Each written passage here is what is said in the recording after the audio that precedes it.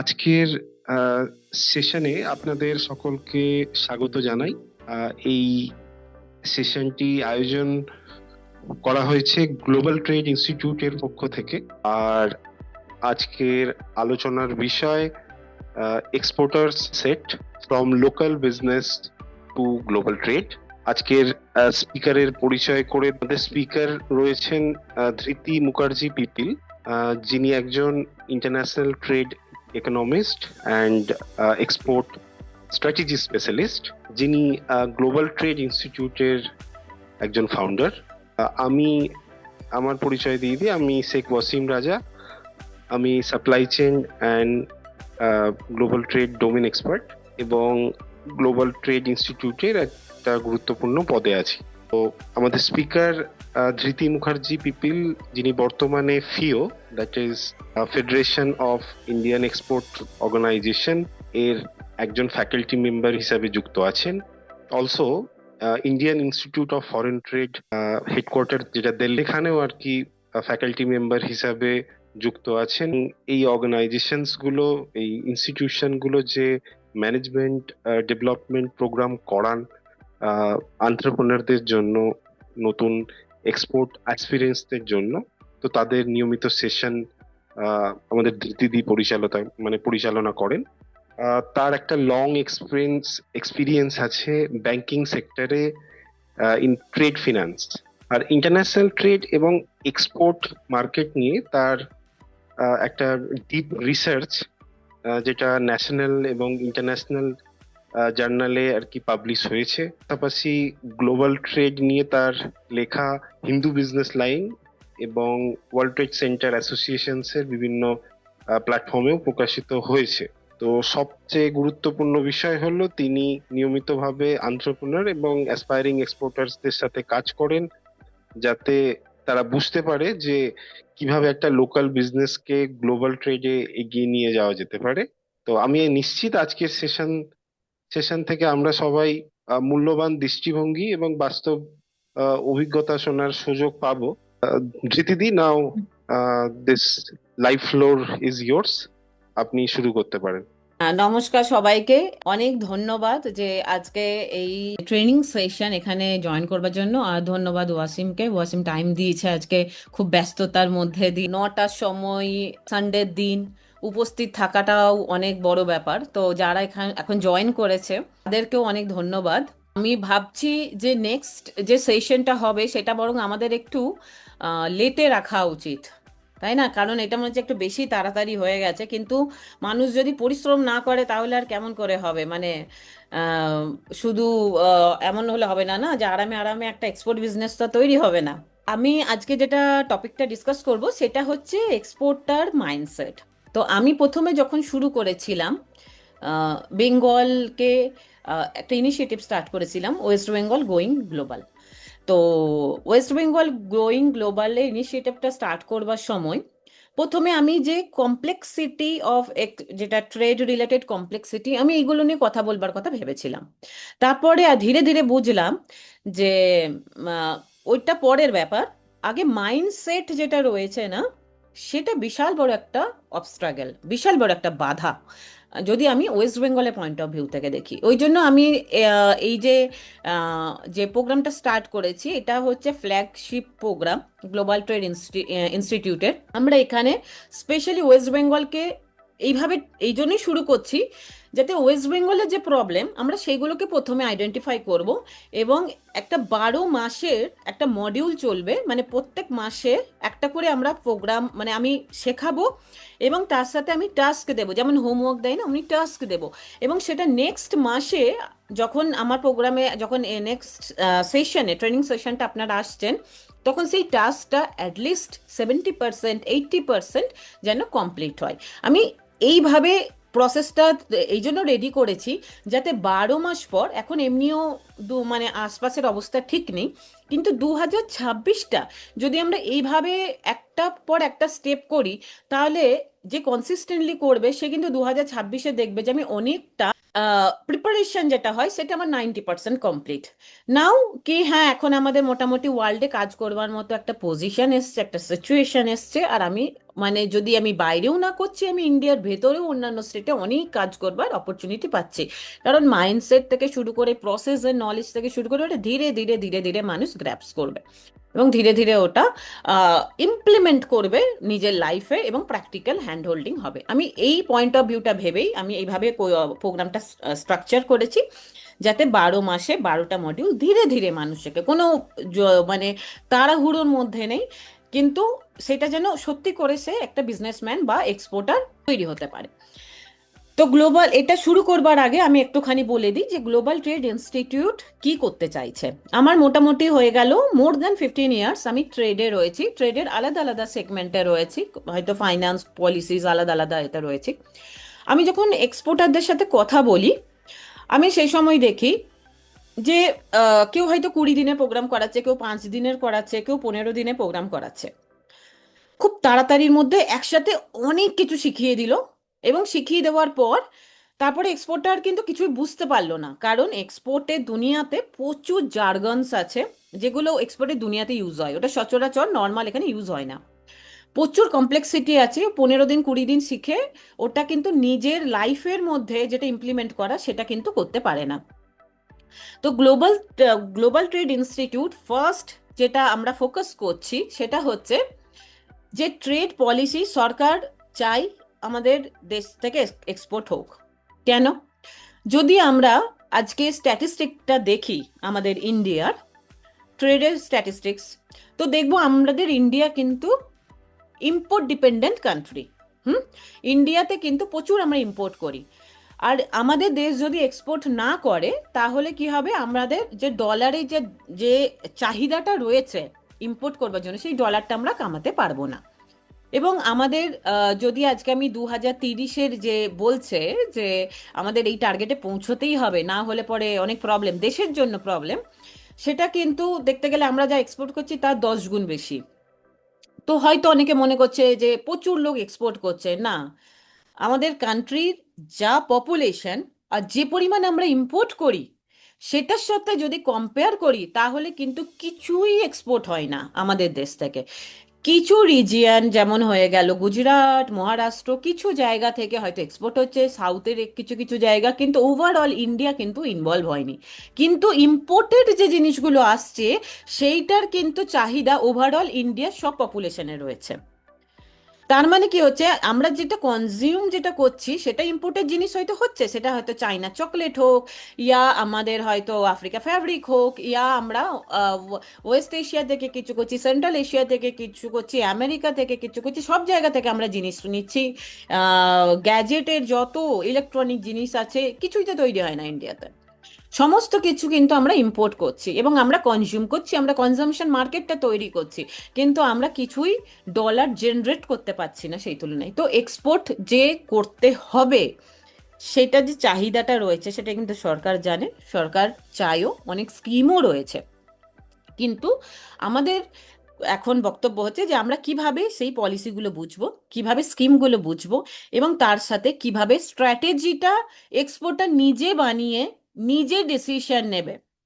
আমার মূল লক্ষ্য এটাই হবে, এক্সপোর্টার নিজে স্ট্র্যাটেজি বানিয়ে নিজে ডিসিশন নেবে, নাকি অন্য কারোর উপর ডিপেন্ড করবে যে দাদা আপনি বলে দিন যে কার কাছে আমি এক্সপোর্ট করব। ও একটা লিড দিয়ে দিল, ওখানে দুজন ওর ওর যখন দরকার হলো কোনো হয়তো দুবাইয়ের লিড দিয়ে দিল, দুবাইয়ে 5টা এক্সপোর্ট করে দিল, তারপরে দুবাইয়ের লোকটি বিজনেস বন্ধ হয়ে গেছে, সে আর জানে না। এক্সপোর্টার ওই যে 25,000 টাকা দিয়ে একটা ট্রেনিং করলো, কিন্তু সেই ট্রেনিংটা করবার পর 5টা সে এক্সপোর্ট করলো, কিন্তু তারপরে সে তো পুরো হ্যান্ডিক্যাপ, সে জানেই না যে আমি এক্সপোর্টে লিড খুঁজবো কেমন করে।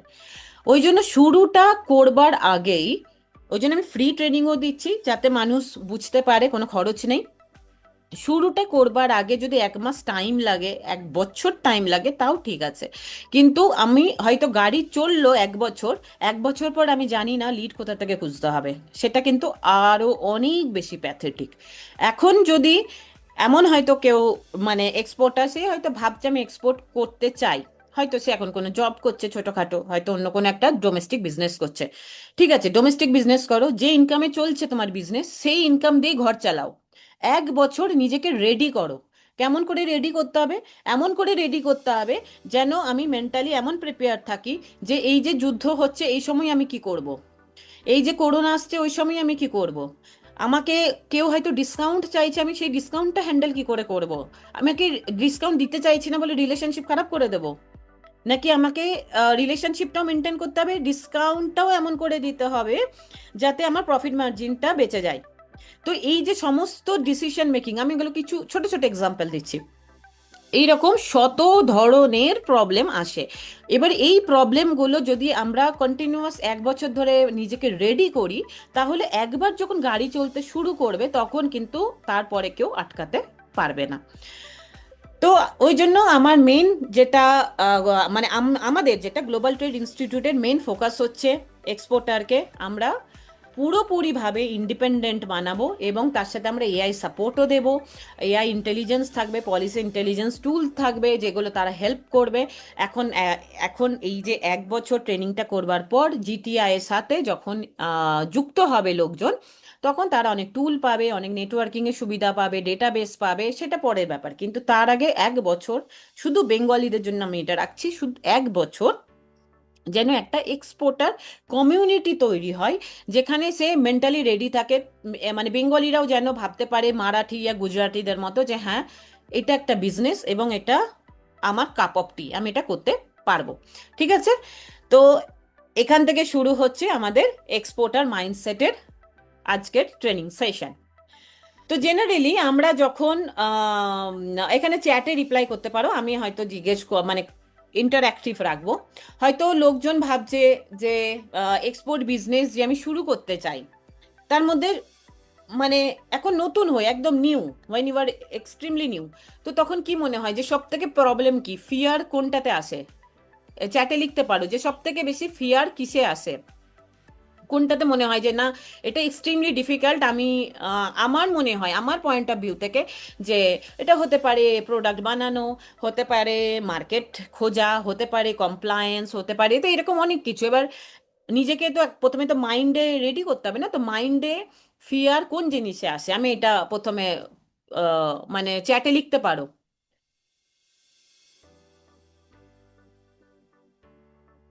ক্যাপিটাল, জেনুইন, ফাইন্ডিং, ওকে। ক্যাপিটাল, ওকে। আর জেনুইন দুটো আলাদা জিনিস। কাস্টম অ্যান্ড ব্যাংক, আচ্ছা। Custom and bank.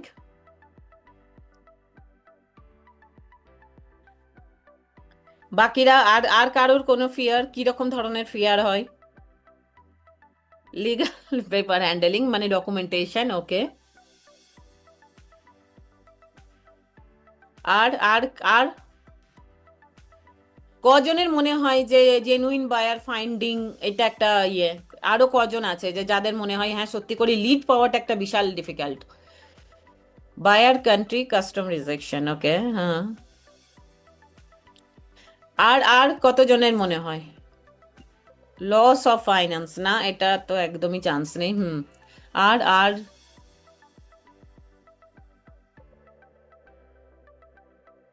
আর কার মনে হয় যে এই এই যে যে বলছে এইগুলোর সাথেও মানে ম্যাচ হচ্ছে, এরকম কজন আছে? Target market, target consumer. ঠিক আছে, আমি এখানে মানে আমি তো স্লাইড তো অন্যই মানে একটা জাস্ট পাথওয়ের মতো বানিয়েছিলাম, কিন্তু আমি এইবার এই যে কথাগুলো আসছে আমি এগুলোকে একটা একটা করে অ্যাড্রেস করছি, ঠিক আছে? ক্যাপিটাল, ক্যাপিটালটা মানে হচ্ছে আমার কাছে পয়সা আছে কিনা, হ্যাঁ। তো ক্যাপিটালটা যখন আমরা একটা বিজনেস স্টার্ট করি, যে কোনো মানুষ হয়তো আম, হয়তো আমি আজকে হয় না যে আমি হয়তো আমার ছেলেকেই বললাম যে তোকে আজকে কোনো একটা কিছুই বা কর, এবং কিছুই বা করে তোকে 100 টাকা কামাতে হবে। ও ক্লাস 8-এ পড়ে, হ্যাঁ 8-এ যাবে আর কি। তো বলছি কোনো একটা কিছু করে তোকে 100 টাকা কামাতে হবে। তো এদের স্কুলে, বয়েজ স্কুল, তো কিরকম করে মানুষ চিন্তা করে আমি এটা বলছি হিউম্যান ইনস্টিংক্ট, ও কিন্তু কোনো বিজনেস ম্যান এখনো হয়নি, human instinct.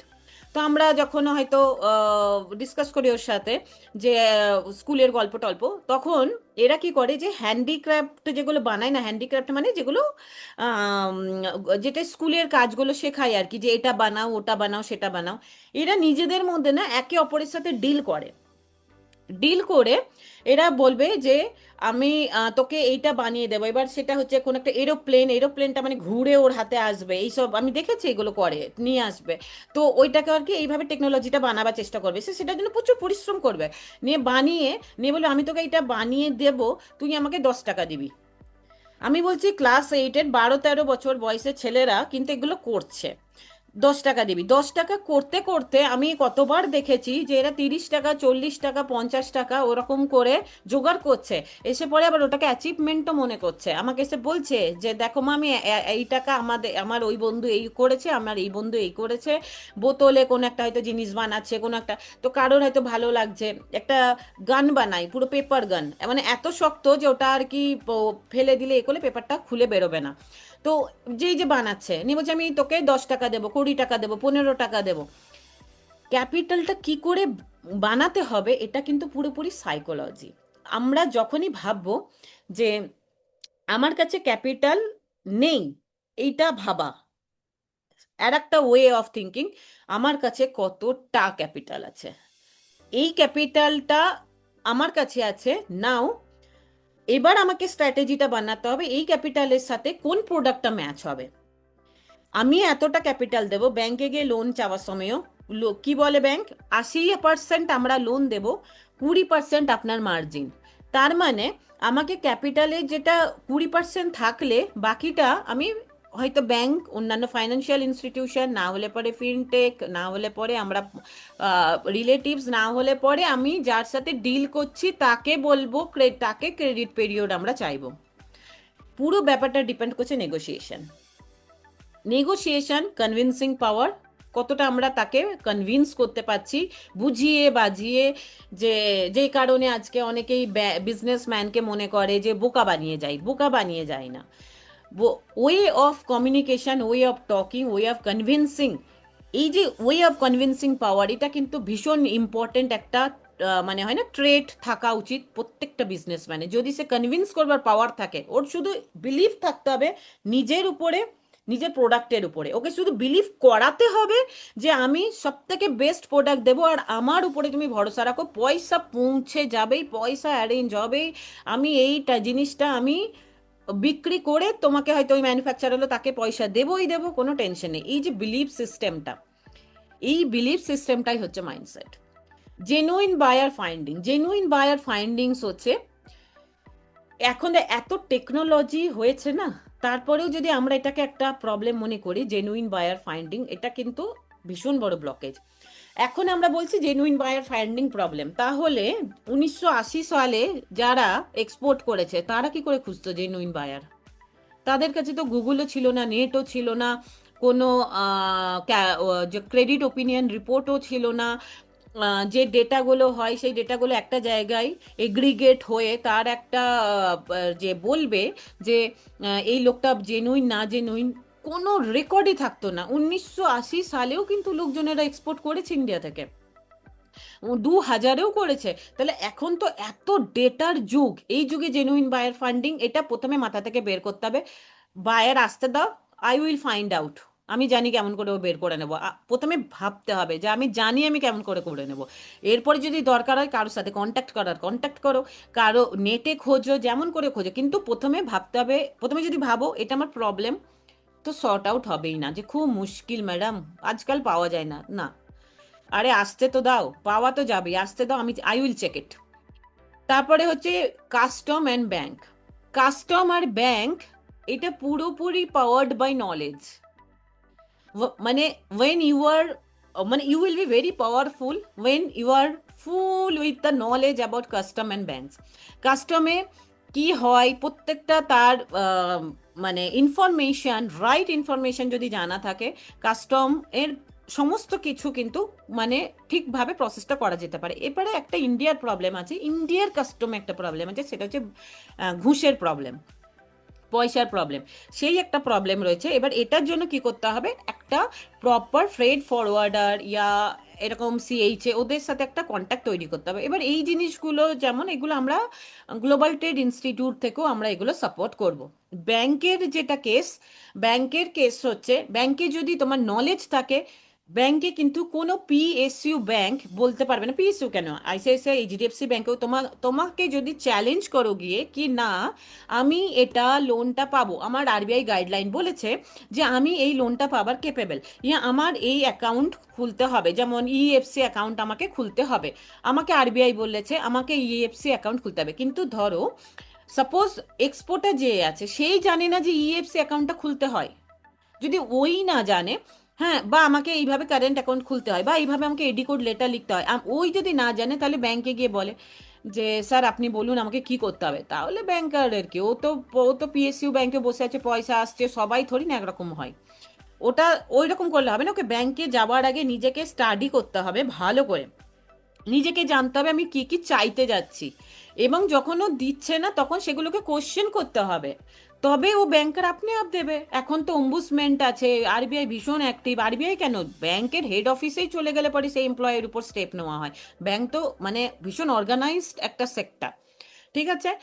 Legal paper handling, documentation complicated but not impossible, আমি বলছি না ডকুমেন্টেশনে কোনো ভুল ভ্রান্তি হবে না, ভুল ভ্রান্তি হবে, কিন্তু ভুল ভ্রান্তি থেকে শেখাও যাবে, যদি আমরা রিলেশনশিপ ইম্পোর্টারের সাথে রিলেশনশিপটা এমন করে রাখি যে হ্যাঁ যদি ভুল ভ্রান্তি হয় তাহলে সমস্ত যে ডিসক্রিমিনেশনারি যেগুলো আছে আর কি ডকুমেন্টেশনে, সেটা কিন্তু দুদিক থেকে এগ্রি করলেই কাজ হয়ে যায়, এমন না যে ওটা কাজ হবে না, হয়তো ব্যাংক বলছে এই ডকুমেন্টে এইটা মানে ডিসক্রিপেন্সি হয়তো রেজ করছে, মানে বলছে ও ডকুমেন্টে এটা ভুল রয়েছে, এই ডেটটা ইয়ে রয়েছে, ওখানে যদি এক্সপোর্টার বলে যে না আমার এই ডেটটা এখান থেকে এগ্রি আসে, ইম্পোর্টারে ওখান থেকে এগ্রি আসে, তো ওটা অ্যাপ্রুভাল নিয়ে ব্যাংকও পাস করে দেবে, সমস্ত কিছু পসিবল, কারণ এটা হচ্ছে হিউম্যান মেড সিস্টেম, এটা কোনো ভগবান মেড সিস্টেম না যে আমরা ঝড়কে আটকাতে পারবো না, বন্যাকে আটকাতে পারবো না, এগুলো হিউম্যান মেড সিস্টেম, হিউম্যানই বানিয়েছে, ওই সিস্টেমে আমাদের মতনই লোকজন বসে আছে, আজকে আমেরিকাতে আমাদের মতনই লোকজন বসে আছে, আজকে হয়তো রাশিয়াতে আমাদের মতনই লোকজন বসে আছে, তারাও মানে ডাইভার্সিফিকেশন খুঁজছে, তাই না, তারাও নতুন বায়ার সেলার খুঁজছে, বায়ার খুঁজছে, তো ওরকমই লোক বসে আছে, ওরাও ভুল করে, এটা কিন্তু মাথাতে রাখতে হবে, এমন না যে আমি ভুল করছি, ভাই আমি ইন্ডিয়ান, আমি একটা এইরকম একটা কান্ট্রি থেকে এসেছি, আমি না, তারাও ভুল করে থাকে, সুতরাং ওটা কিন্তু রিলেশনশিপটা ভুলটা লুকিয়ে না লুকিয়ে, ভুলটা যে হয়ে গেছে সেটা অ্যাকসেপ্ট করে ওটাকে কারেক্ট করা অনেক বেটার, অনেস্ট ওয়েতে চলা। বায়ার কান্ট্রি কাস্টম রিজেকশন, এটা এটা আগেকার অনেক বেশি ছিল, এটা ধীরে ধীরে কম হচ্ছে, স্লোলি এটা কম করা হচ্ছে, কারণ এটা এই ইস্যুটা এখন গভর্নমেন্টের লেভেলেও অনেক মানে অনেক ডিসকাশন একটা পয়েন্ট এসছে, কিন্তু বায়ার কান্ট্রি কাস্টম রিজেকশনটা আমরাকে কিভাবে মিটিগেট করা যায়, কিভাবে কম করা যেতে পারে না, বায়ার যে রয়েছে তাকে সম্পূর্ণ নলেজটা যখন এক্সপোর্টার নিজের দায়িত্ব নিয়ে তাকে দেবে, হয়তো আমরা ধরছি বায়ারও হয়তো নতুন, এবার তার কাছে হয়তো সব নলেজ নেই, আমরা কেন মানে ডিপেন্ড করবো যে বায়ারের কাছে সব নলেজ থাকবে, জাপান একটা এমন একটা কান্ট্রি যেখানে এক্সট্রিমলি মানে অনেক বেশি ওখানে কমপ্লায়েন্সের ইস্যু রয়েছে, এবারে ওখানে হয়তো আমরা জাপানের লোকের সাথে আমরা ডিল করছি, এবার জাপানে আমি যে প্রোডাক্টটা নিয়ে ডিল করছি সেইটার ব্যাপারে এতখানি পড়তে হবে এক্সপোর্টারকে, যে জাপানের ওই লোকটা যখন কথা বলছে সে যদি কিছু মিস করছে, আমাদের যেন বাঙালি এক্সপোর্টার তাকে বলে যে না এই পয়েন্টটাও রয়েছে, কত ভালো একটা রেপুটেশন তৈরি হবে, এবারে তখন কিন্তু এই যে মানে যে বায়ার কান্ট্রি কাস্টম রিজেকশন এইভাবেই কম হয়ে যাবে, কারণ জাপানের প্রোডাক্টের ব্যাপারে আমরা যদি ভালো করে পড়ি, আমরা প্রোডাক্ট ওইভাবে রেডি করব, আমরা বলবো যে না আমরা এখন এই মাসে আমি জাপানকে ডিল করতে পারবো না, কারণ আমার প্রোডাক্ট অতটা ভালো নয়, ওদের সব ইয়ার তো কোনো একটা কান্ট্রি ওদের ডিমান্ড বড় বড় আছে, এই মাসে আমি পারবো না, আমার 3 মাস টাইম লাগবে, 3 মাস আমাকে সাপ্লাই মার্কেট রেডি করতে হবে, 3 মাস রেডি করার পর আমি জাপানে যার সাথে কথা হয়েছিল তার সাথে যে আলোচনাটা হয়েছিল বা অন্য কান্ট্রি যেখানে যার সাথে আলোচনাটা হয়েছিল, এইবার আমি দেখছি হ্যাঁ অনেকটা ম্যাচ করছে, এবার আমি হাই হ্যালো বলা শুরু করব, কোনোটাই কিন্তু রাশ না, এই যে আজকাল আমি দেখি যে অনেক সোশ্যাল মিডিয়া আসে যে 14 দিনে ট্রেনিং করুন, 15 দিনে ট্রেনিং করুন, 1 মাসের মধ্যে এক্সপোর্ট হয়ে গেছে, এইগুলো সাস্টেনেবল না, একদমই সাস্টেনেবল না, কারণ ওইভাবে হয়ই না, এটা অনেক অনেক ধীরে ধীরে প্রসেস এবং ধীরে ধীরে এগোতে হয়, তবেই সেটা একটা সাস্টেনেবল এক্সপোর্ট বিজনেস, যেটা মানুষ মানে আগে 30-40 বছর করতে পারবে, সেই রকম সাস্টেনেবল বিজনেস তৈরি হয়। 14-15 দিন করে 4টে লিড দিয়ে দিল, সেই 4টে লিডে 4টে এক্সপোর্ট হয়ে গেল, নিয়ে আমার হ্যাঁ হয়ে গেল, আমি এক্সপোর্ট বিজনেস করেছি, তারপরে আর কেউ জানে না কি হচ্ছে তা, ওইটা অনেক প্রবলেমে পড়ে যায়।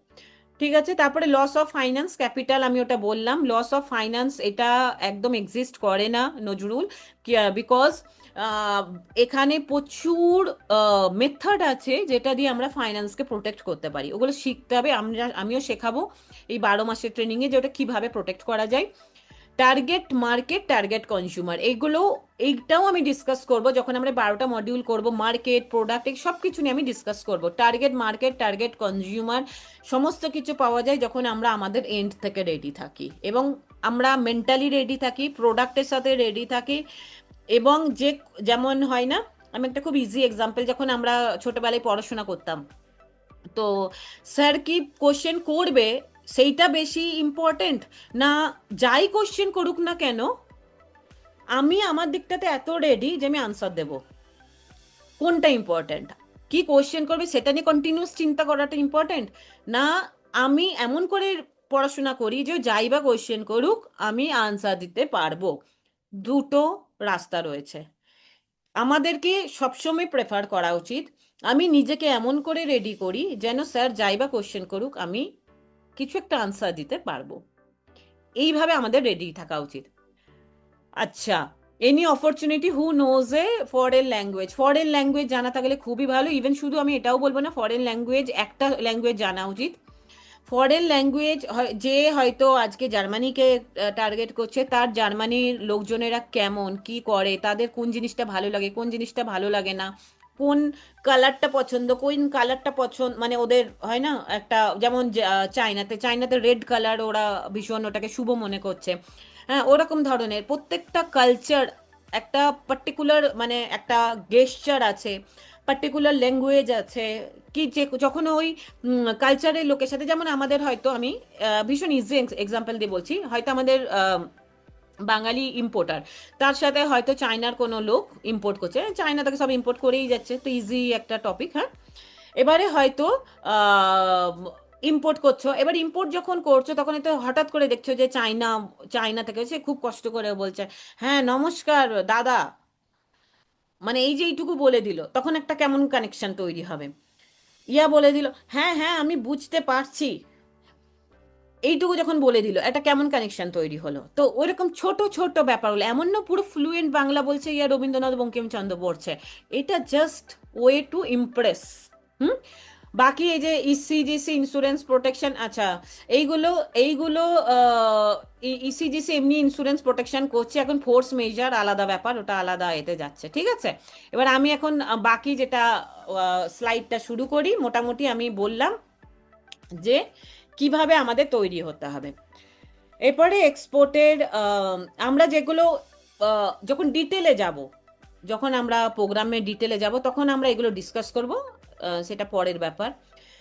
এবার আমাদের যেমন যেগুলো ভীষণ আর কি কমন ইস্যুস, কেউ গ্রামে বসে আছে, গ্রামের ছেলে, হ্যাঁ গ্রামের মেয়ে, ইয়া হাউস ওয়াইফ, সে হয়তো প্রোডাক্ট রয়েছে, বুঝতে পারছে, কোন একটা হাউস ওয়াইফ হয়তো বুঝতে পারছে এই শাড়িগুলো ভালো, এই শাড়িগুলো বিদেশে পাঠানো যেতে পারে, ইয়া বুঝতে পারছে যে এই বিছানা চাদরগুলো, যেমন হসপিটালে হসপিটালে হয়তো হোয়াইট চাদর ইউজ হচ্ছে, বা হয়তো কোনো ব্লু চাদর ইউজ হচ্ছে, ইয়া কোনো পিঙ্ক, লাইট পিঙ্ক চাদর ইউজ হচ্ছে। তো বুঝতে পারছে এইগুলো যদি, স্বপ্ন দেখছে আমি যদি এই চাদরগুলো কোনো কান্ট্রিতে পাঠাতে পারি, একটা যদি পুরো হসপিটালের অর্ডার নিতে পারি, কি ভালোটাই না হতো, কত ভালো ইনকাম হতো আমার। বা ঘরে বসে বসে আমার ঘরে পয়সাও দরকার, যদি এরকম একটা কিছু ঘটতো কত ভালোই হতো। তখন কত কি, এবার এটা ভাববার পর তারপরে মনে করবে কিন্তু আমি তো ইংলিশ বলতে পারি না, তারপরে কে জানে ফরেন বায়ার নেবে কিনা, হ্যাঁ না, কে জানে অনেক সাপ্লায়ার আছে, আমারই প্রোডাক্ট কেন নিতে যাবে ভাই। ইয়া তো বলবে যে আরে আমার কাছ থেকে ইন্ডিয়াতে কেন নেবে, চাইনিজরা তো কম পয়সাতে প্রচুর জিনিস বানাচ্ছে, কেমন করে হবে। ইয়া তো বলবে বাবরে এক্সপোর্ট তো ভীষণ কমপ্লিকেটেড, আমার কাপ অফ টি নয়। হ্যাঁ, ইয়া তো বলে কে জানে আমি পারবো কি পারবো না, হ্যাঁ না। এই ব্যাপারগুলো খুব তাড়াতাড়ি মাথাতে আসে, এই ডাউটগুলো, সেলফ ডাউটগুলো মাথাতে আসে। এবার এই সেলফ ডাউটগুলো যতক্ষণ না পর্যন্ত আমরা মাথা থেকে বের করতে পারবো, ততক্ষণ পর্যন্ত কোনো সলিউশন আমরা দেখতে পাবো না। আমাদের শুধু প্রবলেমই দেখতে পারবো। যেমন আমরা একটা কথা আছে না যে গ্লাসে মানে যখন আমরা জল রাখছি তো কেউ হাফ ভর্তি জলটা দেখছে, কেউ হাফ মানে খালি জলটা দেখছে, মানে হাফ খালি গ্লাসটা দেখছে।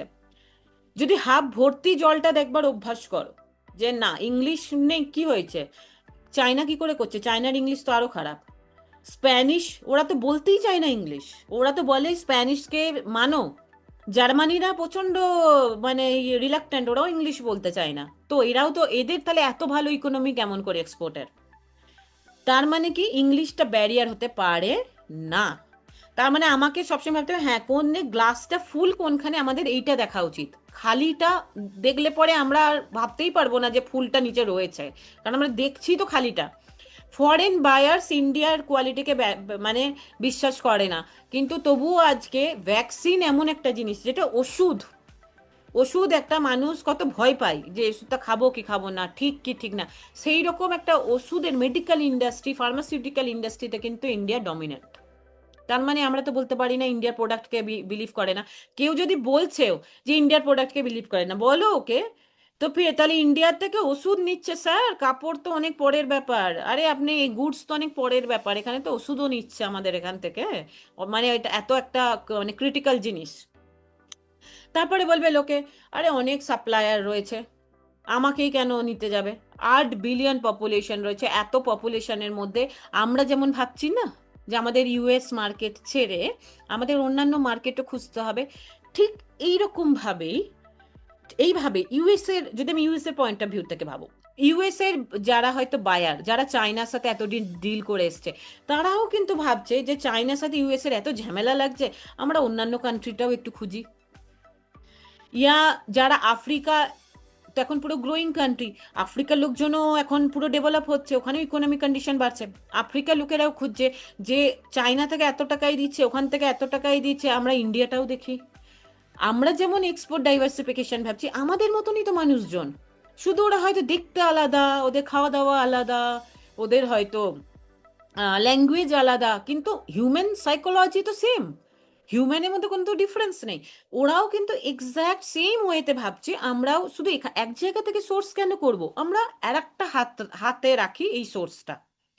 হ্যাঁ, আই ক্যান নট ম্যাচ, যেমন চাইনিজ প্রাইস, চাইনিজ প্রাইসের জন্য আমরা বলছি এখন তো চাইনিজ প্রাইসের, এবার আমি এখানে একটা অন্যরকম ভাবেও হয়তো এটাকে পজিশন করতে পারো, যেমন হয়তো আমরা ইন্ডিয়ান, আমরা প্রোডাক্টটা দিচ্ছি, চাইনিজে প্রাইসটা সস্তা, আমরা বলছি, আমরা তখন ভ্যালু অ্যাডিশনটা আমাদের খুঁজতে হবে, যে চাইনিজ যে এত টাকায় দিচ্ছে, কি লাইন আমি একটা ইউজ করব, কোন ওয়ার্ড আমি ইউজ করব, এক্স্যাক্ট কোন ওয়ার্ডটা ইউজ করব, যে ওয়ার্ডটাতে ওকে কনভিন্স করাতে পারবো যে না, চাইনিজে হয়তো পয়সাটা কম আছে, কিন্তু আমার প্রোডাক্টে এই যে এই যে ওয়ার্ডটা রয়েছে, এইখানেই ভ্যালুটা চেঞ্জ হয়ে যাচ্ছে, আপনি নিয়ে তো দেখুন আমার প্রোডাক্ট, শুধু পয়সা দিয়ে তো সব কিছু হয় না।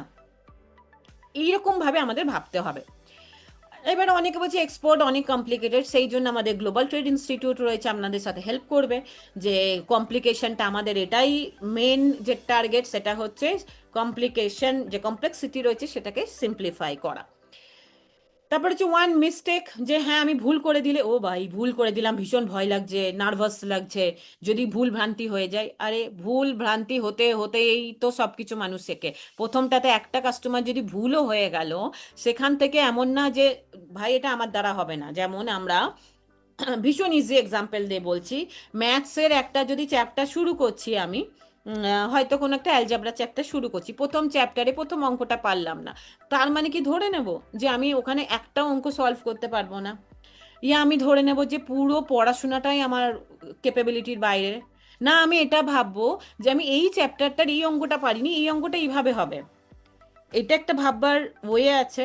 ইয়া আমি দেখছি যে না, অঙ্কটাতে আমার মাথাটা খাটছে না, কিন্তু পুরো পড়াশোনাটা যে আমার কাপ অফ টি নয়, সেটা কিন্তু আমি ডিসাইড করছি না, আমি ভাবছি না অঙ্কটা নয়, বাট আমার আর্টস বা হয়তো আমার অন্য লাইনে আমি অনেক ভালো কিছু করতে পারবো। তো আমাদের মাইন্ডসেটটা আমাদেরকে সেইভাবে রেডি করতে হবে। ভুল হবে, ভুলটা থেকে আমাদেরকে দেখতে হবে আমরা শিখলাম কি। ঠিক আছে, এই মাইন্ডসেট। এরপরে নেক্সট এই স্লাইডটা, এটা একটু ভালো করে ভীষণ মন দিয়ে ভীষণ ভালো করে শুনতে হবে। হুম, আমি যখন এই পোস্টারগুলো দিচ্ছি আর কি, তখন আমার সাথে অনেকের কথা হচ্ছে। তো অনেকেই যেমন আমাকে বলছে যে ম্যাডাম, আমার সাধারণ ঘরের ছেলে, আমরা ভীষণ আহ, ইয়া ক্যাপিটালের প্রবলেম রয়েছে, এর প্রবলেম রয়েছে, এক্সপোর্ট করতে পারবো কিনা, বাট ইচ্ছা রয়েছে। এবারে আমি যদি 24 ঘন্টা সকাল থেকে রাত আমি হয়তো ভাবছি যে আমি খুব সাধারণ ঘরের ছেলে, আমি পারবো কি পারবো না, পারবো কি পারবো না, তো সেই মানুষটা কি করতে পারবে?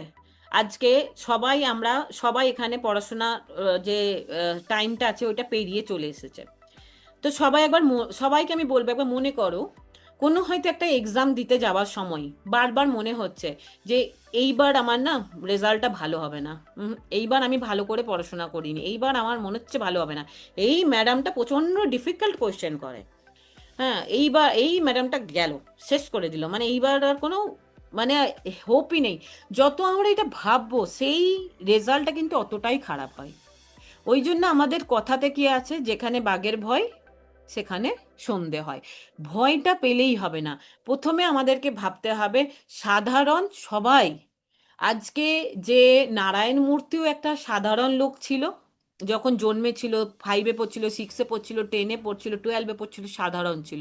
12-এ পড়তে পড়তে এত পড়াশোনা করলো, আইআইটি করলো, আইআইটি পড়েও সবাই নারায়ণ মূর্তি হয়েছে কি হয়নি। সে কিন্তু মানে রান্নাঘরে সে রান্নাঘরের কিচেন থেকে সে নিজের শুরু করেছিল তার বিজনেস, বইয়ের সাথে, তার ওয়াইফের সাথে, কিচেনের মধ্যে বসে। এবং সে এমন অবস্থা যে চাকরি ছেড়ে দিয়েছে, পাটনি যে কম্পিউটার সিস্টেম ছিল সেখান থেকে তাকে ফায়ার করা হয়েছিল। এবং তারপরে সে নিজের বিজনেস, আজকে ইনফোসিসের মতো এত বড় বিজনেস সে রেডি করেছে, বড় করে মানে দাঁড় করিয়েছে। আর আমি আর সেই সময় চিন্তা করতে হবে যে নারায়ণ মূর্তি সেই সময় এই বিজনেস দাঁড় করিয়েছে 1985, 86, 87, ওই সময়টাও স্ট্রাগল পিরিয়ড ছিল। ওনার যদি স্ট্রাগল মানে কেউ পড়ে তো দেখবে মানে ফোনের কানেকশন পেতে পর্যন্ত 2 বছর লাগতো, আর সে সেই সময় এক্সপোর্টার আমেরিকার সাথে কথা বলছে। তো তারা যদি ডিফিকাল্টিটা ফেস করবার সময় তাদের কি মাইন্ডসেট থেকেছে, তবে আজকে গিয়ে নারায়ণ মূর্তি হয়েছে। কিন্তু আমরা যদি মাইন্ডসেটটা এরকম না রাখি, ডু অর ডাই, করতে আমাকে হবে, আর কোনো অপশন নেই, তবেই কিন্তু এক্সপোর্ট বিজনেস হবে। তো একরকম মেন্টালিটি হচ্ছে এখন সবাই যারা রয়েছে, তারা এখন মেন্টালিটি হচ্ছে আমি একটা ট্রেডার, আমার কাছে দোকান রয়েছে, আমি ম্যানুফ্যাকচার, আমি এটা বানিয়ে নিতে পারি ম্যাডাম, হ্যাঁ আমার একটা ছোট দোকান হচ্ছে। কন্টিনিউয়াসলি সে এরকম একটা ভাবছে, তো কিরকম তার মাইন্ডসেটটা হবে, আমি দোকানে বসে আছি, লোকে আসবে, হুম, লোকে আসবে, লোকে এসে ওকে যা চাইবে আমি সেই হিসাবে জিনিস দেখাবো। এবার যতক্ষণ না আসছে সে কিন্তু চুপচাপ বসে আছে, যে হ্যাঁ আসুক তারপরে বিক্রি করব। এইটা একটা মাইন্ডসেট। এবার আমি যখন লেভেল উপরে গেল, আমি আমি যখন নিজেকে এক্সপোর্টার সকাল থেকে সন্ধে মনে করি যে দোকানটা তো আমার রয়েইছে, সেটা সাইড, আমাকে দোকানের এই জিনিসগুলোকেও এক্সপোর্ট করতে হবে, আমি একটা এক্সপোর্টার, আমি একজন এক্সপোর্টার, আমি একজন এক্সপোর্টার, কন্টিনিউয়াসলি পুরো মাথাতে মানে ওটা চলছে। তখন সে খুঁজবে, যখনও মাথাতে চলবে তখনও খুঁজবে, আচ্ছা আমার শাড়ি কোথায় বিক্রি হতে পারে, কোন মার্কেটে বিক্রি হতে পারে, কোথা থেকে আমি বায়ার পেতে পারি। সেইটা হয়ে গেল ফ্রি টাইমে এমন অপেক্ষা করছে বায়ার আসবে বায়ার আসবে না, সে কিন্তু ফ্রি যখন টাইমে পাচ্ছে সেই সময় খুঁজছে কোথায় বিক্রি করতে পারি। যখন এক্সপোর্টারের পর যখন সে আরো উঁচুতে উঠে গেল, এক্সপোর্ট করে নিল, তখন তার মাথাতে থাকবে যে না আমি একটা global business builder. Global business builder যখন আমার মাথাতে থাকছে, তখন তার ওয়ার্কিং, টকিং, থিঙ্কিং, কথা বলার way of thinking, way of talking, way of working, way of even living, যেটা মানে সকাল থেকে রাত পর্যন্ত যে শিডিউল, এখানে আড্ডা মারা ওখানে আড্ডা মারা সব বন্ধ হয়ে যাবে। হ্যাঁ, বেঙ্গলের এত খারাপ, বেঙ্গল এত বাজে, হ্যাঁ এ এ এত বাজে, ও এত বাজে, এইসব বলাও বন্ধ হয়ে যাবে, পলিটিক্যাল ডিসকাশন বন্ধ হয়ে যাবে। কারণ তখন আমাদের শুধু এটাই ফোকাস হবে যে আমি কি করে নিজেকে গ্রো করব, আরও কি করে গ্রো করব। এখন যদি আমরা যেমন বেঙ্গলি, আমি যেহেতু আমি নিজেও বেঙ্গলি এবং বেঙ্গলি পড়াশোনা আমার সব কিছু, তো আমরা প্রচণ্ডভাবে মানে ডিসকাশনের উপর প্রচণ্ডভাবে বিজি থাকি। কেমন বিজি, কি আমাদের বেঙ্গল কত খারাপ, আমাদের দেখো পলিটিক্যাল এত খারাপ, আমাদের কোনো সুযোগ সুবিধা নেই, আমাদের নেই। আমি 25 বছর বয়স পর্যন্ত, 25 বছর না, আমি 21 বছর বয়স পর্যন্ত আমি বেঙ্গলে থেকেছি। আমি বেঙ্গলি মিডিয়াম থেকে পড়াশোনা করেছি। সিউড়িতে, আমার বীরভূমের সিউড়িতে আমার জন্ম এবং পড়াশোনা। আহ, তো 21 বছর বয়স পর্যন্ত থেকেছি। 21 থেকে 25 বছর বয়স পর্যন্ত আমি সাউথ ইন্ডিয়া থেকেছি, ধানবাদে থেকেছি। এবং 25 বছর বয়স থেকে আমি টিল নাও, মানে আমার হয়ে গেল এখন 15 বছর আমার এখানে আমার চলছে। 13 14 14 বছর হয়ে গেল আমার দিল্লিতে। নর্থ ইন্ডিয়া আমি দেখছি, ইউপি দেখছি, হরিয়ানা দেখছি, দিল্লি দেখছি। হুম। প্রচুর আমি ঘোরাঘুরিও করেছি পুরো ইন্ডিয়াতে। আমি কিন্তু এটা বলতে পারবো না, মানে হয়তো ডিবেটেবল ইস্যু কি হ্যাঁ আমাদের বেঙ্গল খারাপ, কিন্তু আমি একবারেই 100% বলতে পারবো না যে বেঙ্গলের অবস্থা এতটাই খারাপ যে ওখানে কিছুই হতে পারে না, কিছুই গ্রো করতে পারবে না।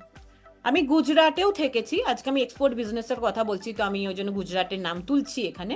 গুজরাটে আমি 5 বছর ছিলাম।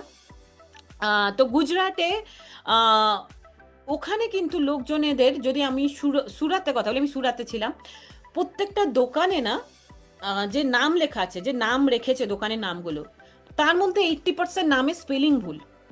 মানে লোকজন পড়াশোনাতে এতটাই, পড়াশোনাটা ওদের কাছে মানে আনইম্পর্টেন্ট ব্যাপার যে ওর যে নামগুলো পর্যন্ত ভুল। কিন্তু ওরা কিন্তু বিজনেস করতে জানে। বিজনেস করতে জানে মানে কি, কথা বলতে জানে। কথা বলতে জানে কি, কনভিন্স করতে জানে। ওরা ম্যানেজ করতে জানে, যে ওটা প্রথমেই ভাবে না যে আমার কাছে পয়সা নিয়ে আমি শুরু করব কি করে। পয়সা নিয়ে কিছু না, প্রোডাক্ট তো আছে, একটা কিছু প্রোডাক্ট আমাকে বের করতে হবে, এখান থেকে নেব, ওখানে দেবো, ওকে কনভিন্স করব, ওকে বলবো পরে পয়সা দেবো, ওখান থেকে বিক্রি করতে হবে। আর ওরা পয়সা আদায় করে মানে ওইটা না, ওই চেনটাকে মেনটেন করতে জানে। এবার গুজরাটেও যদি আমি বলি, কি মনে হয় ওখানে প্রচুর চাকরি, গভর্নমেন্ট তৈরি করছে গভর্নমেন্ট জব। ওখানে বিজেপি সরকার আজকে অনেক বছর ধরে রয়েছে। ওখানে কত গভর্নমেন্ট চাকরি হয়। ওখানে লোকজনেদের এমন অবস্থা, না পড়াশোনা আছে, না গভর্নমেন্ট চাকরি আছে, যে নর্থ ইন্ডিয়ার যে দিল্লির ছেলেমেয়েরা রয়েছে, ইউপির ছেলেমেয়েরা রয়েছে, আজকে ব্যাংকিং ইন্ডাস্ট্রিতে, ব্যাংক তো মানে ট্রান্সফারেবল জব, ব্যাংকিং ইন্ডাস্ট্রিতে সেই মানে ব্যাংকের স্টাফরা, যারা দিল্লির লোকজন, যারা এই দিকের লোকজন, তারা একবার যদি গুজরাট সার্কেলে পড়ে যায় না, তারা বেরিয়ে আসতে পারে না। কারণ ওখানে এত ডেফিসিয়েন্সি, এত ডেফিসিয়েন্সি ওখানকার লোকেরা, যেমন কোনো ব্যাংকিং এক্সাম ক্লিয়ার করতে পারে না, ওরা জবও জয়েন করতে চায় না। গুজরাটি লোকই নেই যে গুজরাটের ব্যাংকে জব করবে। এখানকার লোকজনেরা যায় এবং ওরা সারা জীবন গুজরাটে বসে থাকে, ওখান থেকে বেরিয়ে আসতে পারে না, এত কঠিন হয়ে যায় ওদের জীবনটা। মানে আমি এটাই বলতে চাইছি, কিন্তু ওদের থিঙ্কিং কি, থিঙ্কিংটা হচ্ছে বড়। আমরা সাধারণ, আমি পারবো পারবো না, এই সেলফ ডাউটটা নেই। আমি নিজের মতো মানে জব আমি করব না, চাকরি আমি করব না, আমি বিজনেসই করব। তাতে আমি 30,000 টাকা কামাই, 30,000 থেকে আমি বিজনেস করলে 50,000 তো যেতে পারবো। চাকরি করলে তো আমাকে অপেক্ষা করতে হবে কখন আমার ইনক্রিমেন্ট হবে, তখন গিয়ে আমার ওটা 32,000-এ হবে। 50,000 তো হবে না, 32ও হবে না। আমি বলি 30,000 যদি শুরু হয় তো 30,500 হবে, ইনক্রিমেন্ট হবে তো। ইয়া 30,000 মানে 31,000 হয়তো হলো। তারপরে হয়তো আমি ওখানে 4-5 বছর কাজ করছি, তো গভর্নমেন্ট জবে সেটা 32,000 হবে, এইভাবে যাই। কিন্তু যখন আমরা বিজনেস করছি, 1 বছর যদি আমি কন্টিনিউয়াস পরিশ্রম করি, শিখি, আজকে যদি 30,000 আমি করতে পারছি, নেক্সট 2 বছরের মধ্যে আমার কিন্তু 1 লাখ যাওয়াটা এত কঠিন না। কিন্তু চাকরিতে সেটা অনেক অনেক অনেক কঠিন। আমি বলছি না, ডিসকারেজ করছি না, যারা চাকরি করছে সবাই চাকরি ছেড়ে দাও, কিন্তু আমি জাস্ট যেটা বাস্তব আমি সেটা বলার চেষ্টা করছি। এরপরে যখন আমরা নর্মাল দোকান খুলে বসে আছি, আমরা প্রাইসে ডিসকাউন্ট, ফটাফট ডিসকাউন্ট করছি, হ্যাঁ ও যা বলছে আমি ওর কথাতে রাজি হচ্ছি। কিন্তু যখন আমি এক্সপোর্টার মাইন্ডসেট, মানে বলছি সকাল থেকে সন্ধ্যে আমরা যখন নিজেকে ভাবছি যে আমি একজন এক্সপোর্টার, তখন আমাকে বারবার বারবার বারবার চিন্তা করতে হবে আমার প্রোডাক্টের কোয়ালিটি কি, কন্টিনিউয়াস ভাবতে হবে আমি এক্সট্রা কি দিচ্ছি, কোন জিনিসটা দিচ্ছি, এবং যে মার্জিনটা আমরা নিচ্ছি সেই মার্জিনটাকে বলতে হবে যে না স্যার, আমি এতখানি ভ্যালু অ্যাডেড দিচ্ছি, আপনি নিয়ে তো দেখুন, তবেই তবে মার্জিনটা নিয়ে তো দেখুন। এবার এই রকম হয়ে গেল যখন আমি ওটাকে চিন্তা করছি। এবার যখন পরবর্তীকালে লেভেল 3, সেটা পরের ব্যাপার, আমি এখন এই দুটোর মধ্যেই লিমিটেড থাকছি। যখন আমরা ম্যানুফ্যাকচারের বা ট্রেডারে, তখন আমরা এজেন্ট, ইন্টারমেডিটারি, এই যে যারা ইন্টারমেডিটারি দিয়ে বিজনেস, এক্সপোর্ট বিজনেস করে, তাদের জন্য আমি বলছি, তারাও কিন্তু ওই ওই লেভেলেই থাকে, কিন্তু নিজেকে যখন এক্সপোর্টার মনে করবে তখন কিন্তু এই যে documentation, I will check the document, staff করবে করুক, I will check the document, I know, because I have knowledge. Compliance কি হয়েছে, কোন কাস্টম কি বলছে, চলো আমি গিয়ে কথা বলছি, এই যে একটা কনফিডেন্স, এই কনফিডেন্স এরকম না হ্যাঁ রিজেক্ট হয়ে গেছে, ডকুমেন্টেশনে প্রবলেম হয়ে গেছে, কমপ্লায়েন্সে প্রবলেম হয়ে গেছে, আরে ওকে ফোন লাগাও দেখো ও কি বলছে, আপনি করে দিন প্লিজ। এইরকম এক্সপোর্টার আমি অ্যাটলিস্ট আমার কোর অফ মাই হার্ট আমি চাই না যে বেঙ্গল থেকে এরকম এক্সপোর্টার আসুক। বেঙ্গলি লোকজনেরা অনেক পড়াশোনা করে বাকি স্টেটের হিসাবে, অনেক মানে নলেজের প্রতি হয় না, জ্ঞানের জ্ঞানের উৎসুক, এই ব্যাপারটা অনেক বেশি থাকে। At least Bengali exporter, Bengali businessman এরকম থাকা উচিত যে ও কাস্টম রিজেক্ট করেছে, ঠিক আছে আই উইল টক, ওটাকে নিয়ে ভাবার দরকার নেই, কোনো মাঝখানে কোনো এজেন্টের ওইভাবে দরকার নেই। এইগুলো করে করেই আজকে এজেন্ট আর ইন্টারমিডিয়েটারির জন্যই আজকে ইন্ডিয়ার স্ট্রাকচার, এক্সপোর্টের স্ট্রাকচার এতটা খারাপ হয়ে গেছে, এতটা খারাপ হয়ে গেছে। আমি একটা স্ট্যাটিস্টিক বলে দিই, ইউএস এর কথাতে এখন আমরা সবাই পলিটিক্যালি ডিসকাস করছি যে ইউএস এর কথাতে আমাদের মোদি, তো ভাই দেখো ইউএস এর কথাতে চলছে আমাদের প্রাইম মিনিস্টার, আমাদের কোনো স্ট্যান্ড নেই, এই নেই। আমি একটা ছোট্ট ডেটা দিয়ে বলছি, আমাদের যেটা ট্রেড ব্যালেন্স মানে হচ্ছে এক্সপোর্ট মাইনাস ইম্পোর্ট। হুম, এক্সপোর্ট যদি আমাদের দেশ বেশি করে থাকে আর ইম্পোর্ট কম করে থাকে, তাহলে আমরা কি থাকছি, ট্রেড সারপ্লাসে থাকছি, মানে আমরা বেশি ইনকাম করছি। আর যদি আমরা এক্সপোর্ট কম করছি, ইম্পোর্ট বেশি করছি, আমাদের ট্রেড ডেফিসিট হচ্ছে, মানে আমরা মাইনাসে থাকছি, হ্যাঁ বেশি পয়সা আমাকে দিতে হচ্ছে, ট্রেড ডেফিসিট। তো ইউএস আমাদের জন্য ট্রেড সারপ্লাস, ঠিক আছে, কোনো ব্যাপার না, খুব ভালো কথা, ইউএস ট্রেড সারপ্লাস আমরা সবাই জানি, ইন্ডিয়ার লোকজনেরা সবার আগে ইউএস মার্কেট টার্গেট করে। ইউএস ট্রেড সারপ্লাস মানে আমরা এক্সপোর্ট বেশি করি, ইউএস থেকে ইম্পোর্ট কম করি। কিন্তু ইউএস এর ট্রেড সারপ্লাসের লেভেলটা কি আমি সেটা বলবার চেষ্টা করছি। ইউএস এর ট্রেড সারপ্লাসের লেভেলটা হচ্ছে $38 বিলিয়ন। নেক্সট যে ট্রেড সারপ্লাস সে হচ্ছে নেদারল্যান্ড, তার লেভেলটা হচ্ছে $19 বিলিয়ন, 19 না 18 সামথিং $বিলিয়ন। তারপর থেকে যে নেপাল, বাংলাদেশ এইগুলো যে রয়েছে, মানে নেক্সট যদি আমি 5টা কান্ট্রি মিলিয়ে নিই, ওদের যে ট্রেড সারপ্লাসটা প্লাস করে দিই না, নেদারল্যান্ডে ট্রেড সারপ্লাস প্লাস বাংলাদেশে ট্রেড সারপ্লাস প্লাস নেপালে এইভাবে যদি আমরা প্লাস করে দিই না, তারও মানে সব প্লাস মিলিয়েও বেশি হয়ে যাবে ট্রেড সারপ্লাস ইউএস এর সাথে। তো এটা কেন হয়েছে, বিশাল বড় একটা স্ট্রাকচারাল প্রবলেম। এই যে এজেন্ট ইন্টারমিডিয়েটারি এরা বসে থাকে না, এরা ওখানে গিয়ে একটা অফিস খোলে, নিয়ে ওদের কাছে রিপিটেড কাস্টমার থাকে, ওরা ওখানে হয়তো দুবাই একটা অফিস খুলে নিল, নিয়ে এখানে বলে আমরা এক্সপোর্টের ট্রেনিং দেবো তোমাদেরকে, আমাদের থ্রু দিয়ে তোমরা এক্সপোর্ট করো। লোকে ভরে পড়ে লোক যাচ্ছে, ওর কাছে ট্রেনিং নিচ্ছে, নিয়ে বলছে তোমাকে আমি 5টা লিড দেবো। ওই 5টা লিড ওর দুবাইয়ে বসে আছে, ওই 5টা লিডই প্রথম ট্রেনিং এর ব্যাচের 25 জনকে দিল, ওই 5টা লিডই নেক্সট ট্রেনিং ব্যাচের 25 জনকে দিল, ওই 5টা লিডই থার্ড ট্রেনিং ব্যাচের 25 জনকে দিল। এখানে কজন হয়ে গেল, 25 করে 75 জন হয়ে গেল, আর ওখানে কি 5টা লিডই রয়েছে। আর আরো যদি আরো 5টা লিডের পর ও হয়তো ভাবছে না আমি আরো একটু বাড়াই, ও কিন্তু দুবাইয়ের অফিস খোলা আছে, 5টা লিডের সাথে দুবাইয়ের ভেতরেই আবার আরো 5টা লিডও খুঁজে বেড়াচ্ছে, দুবাইয়ের ভেতরেই 10টা লিড আবার খুঁজলো।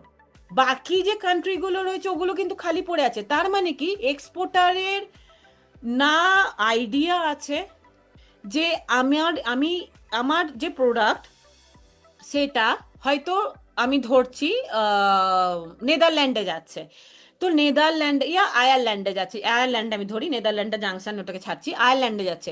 আয়ারল্যান্ডের লোকেরা খায় কি না এক্সপোর্টার জানে, আয়ারল্যান্ডের লোকেরা কি জামা কাপড় পরে, ওখানে ঠান্ডা কিরকম হয়, ঠান্ডাটা প্রোটেক্ট করবার জন্য কি ধরনের জ্যাকেট পরে এক্সপোর্টার জানে না, কি ধরনের মানে ফ্রোজেন ফুড ওরা খায়, ওখানে খাবার পাওয়া যায় না, ওখানে মশলা পাওয়া যায় না, ওখানে লোকজনেরা পুজোতে মানে যেটা ওদের কালচারাল ফেস্টিভ্যালে কি ইউজ করে আমাদের এক্সপোর্টার জানে না, ওখানে হসপিটালে কি ধরনের বেডশিট ইউজ হয়, কি ইকুইপমেন্ট ইউজ হয় আমাদের এক্সপোর্টাররা খুঁজে দেখে না।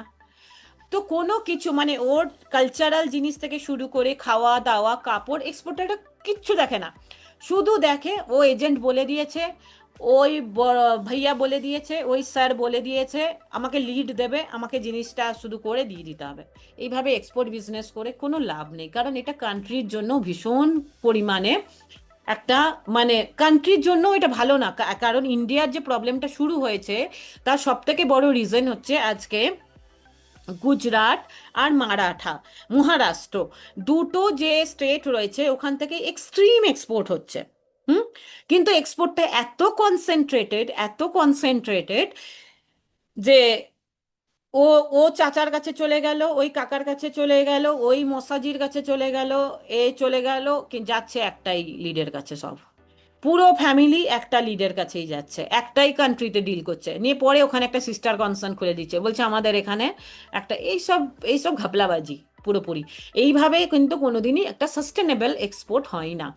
এক্সপোর্ট ওই জন্য আমার যেটা অ্যাপ্রোচ, এবং আমি যেটা অনেক স্টাডি করবার পর আমি মানে যে মেথডটা বানিয়েছি, আমার মেথডে কাজ করতে হলে অমনি থাকবে, এক্সপোর্টার যে বসে আছে সে নিজে জানবে যে আমি এই কান্ট্রিতে পাঠাচ্ছি, ওই কান্ট্রির লোকজনেরা খায় কি, ওরা নমস্কার করে না বো ডাউন করে, ওরা কোন ল্যাঙ্গুয়েজে কথা বলে, ওদের হসপিটালে কি ইউজ হয়, হসপিটাল নেসেসিটি, ওই জন্য বারবার হসপিটাল বলছি, ইকুইপমেন্টের কি চাহিদা, কি ধরনের রোগ হয় ওদের, কি ধরনের জামা কাপড় পরে, কি ধরনের খাবার ওখানে পাওয়া যায় না যে খাবারটা আমরা এখান থেকে পুশ করতে পারি, ওদের চয়েস কি রকম, কোনো কোনো কান্ট্রি আছে ভীষণ কালারফুল চয়েস, কোনো কোনো কান্ট্রি আছে ব্ল্যাক অ্যান্ড হোয়াইট চয়েস, কি রকম চয়েস তাদের।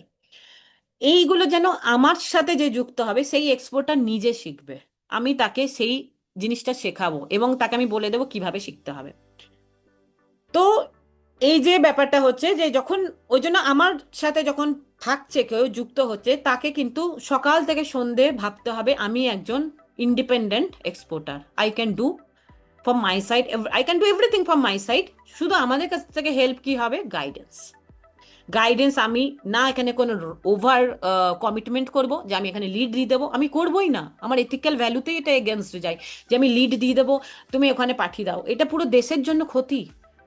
এবং আজ এই কারণেই আজকে এত বেশি ইম্প্যাক্টেড হচ্ছে সব জায়গা, যে মানে চাকরির জব চলে যাচ্ছে, আজকে টেক্সটাইল ইন্ডাস্ট্রির খুব খারাপ অবস্থা, জেমস জুয়েলারির খুব খারাপ অবস্থা। কেন? কারণ ওই সুরাত ছোট্ট একটা জায়গা থেকে জেমস জুয়েলারি তৈরি হচ্ছে, আফ্রিকা থেকে ডায়মন্ড আসছে, ওখান থেকে ঘষছে পিটছে ইউএসএ পাঠিয়ে দিচ্ছে, আর ওই কাস্টমারের সাথেই আজকে ওরা 50 বছর ধরে ডিল করে যাচ্ছে, ভাবছেই না যে অন্য কোনো স্টেটের লোক, অন্য কোনো কান্ট্রির লোকজনেরা ডায়মন্ড পরতেও পারে, না পারলে তাকে পুশ তো করা হোক না, এত বছর ধরে ভাবেইনি, হঠাৎ করে গিয়ে এখন মানে এরকম একটা সিচুয়েশন এসছে, এখন বুঝতে পারছে না কি করা হবে।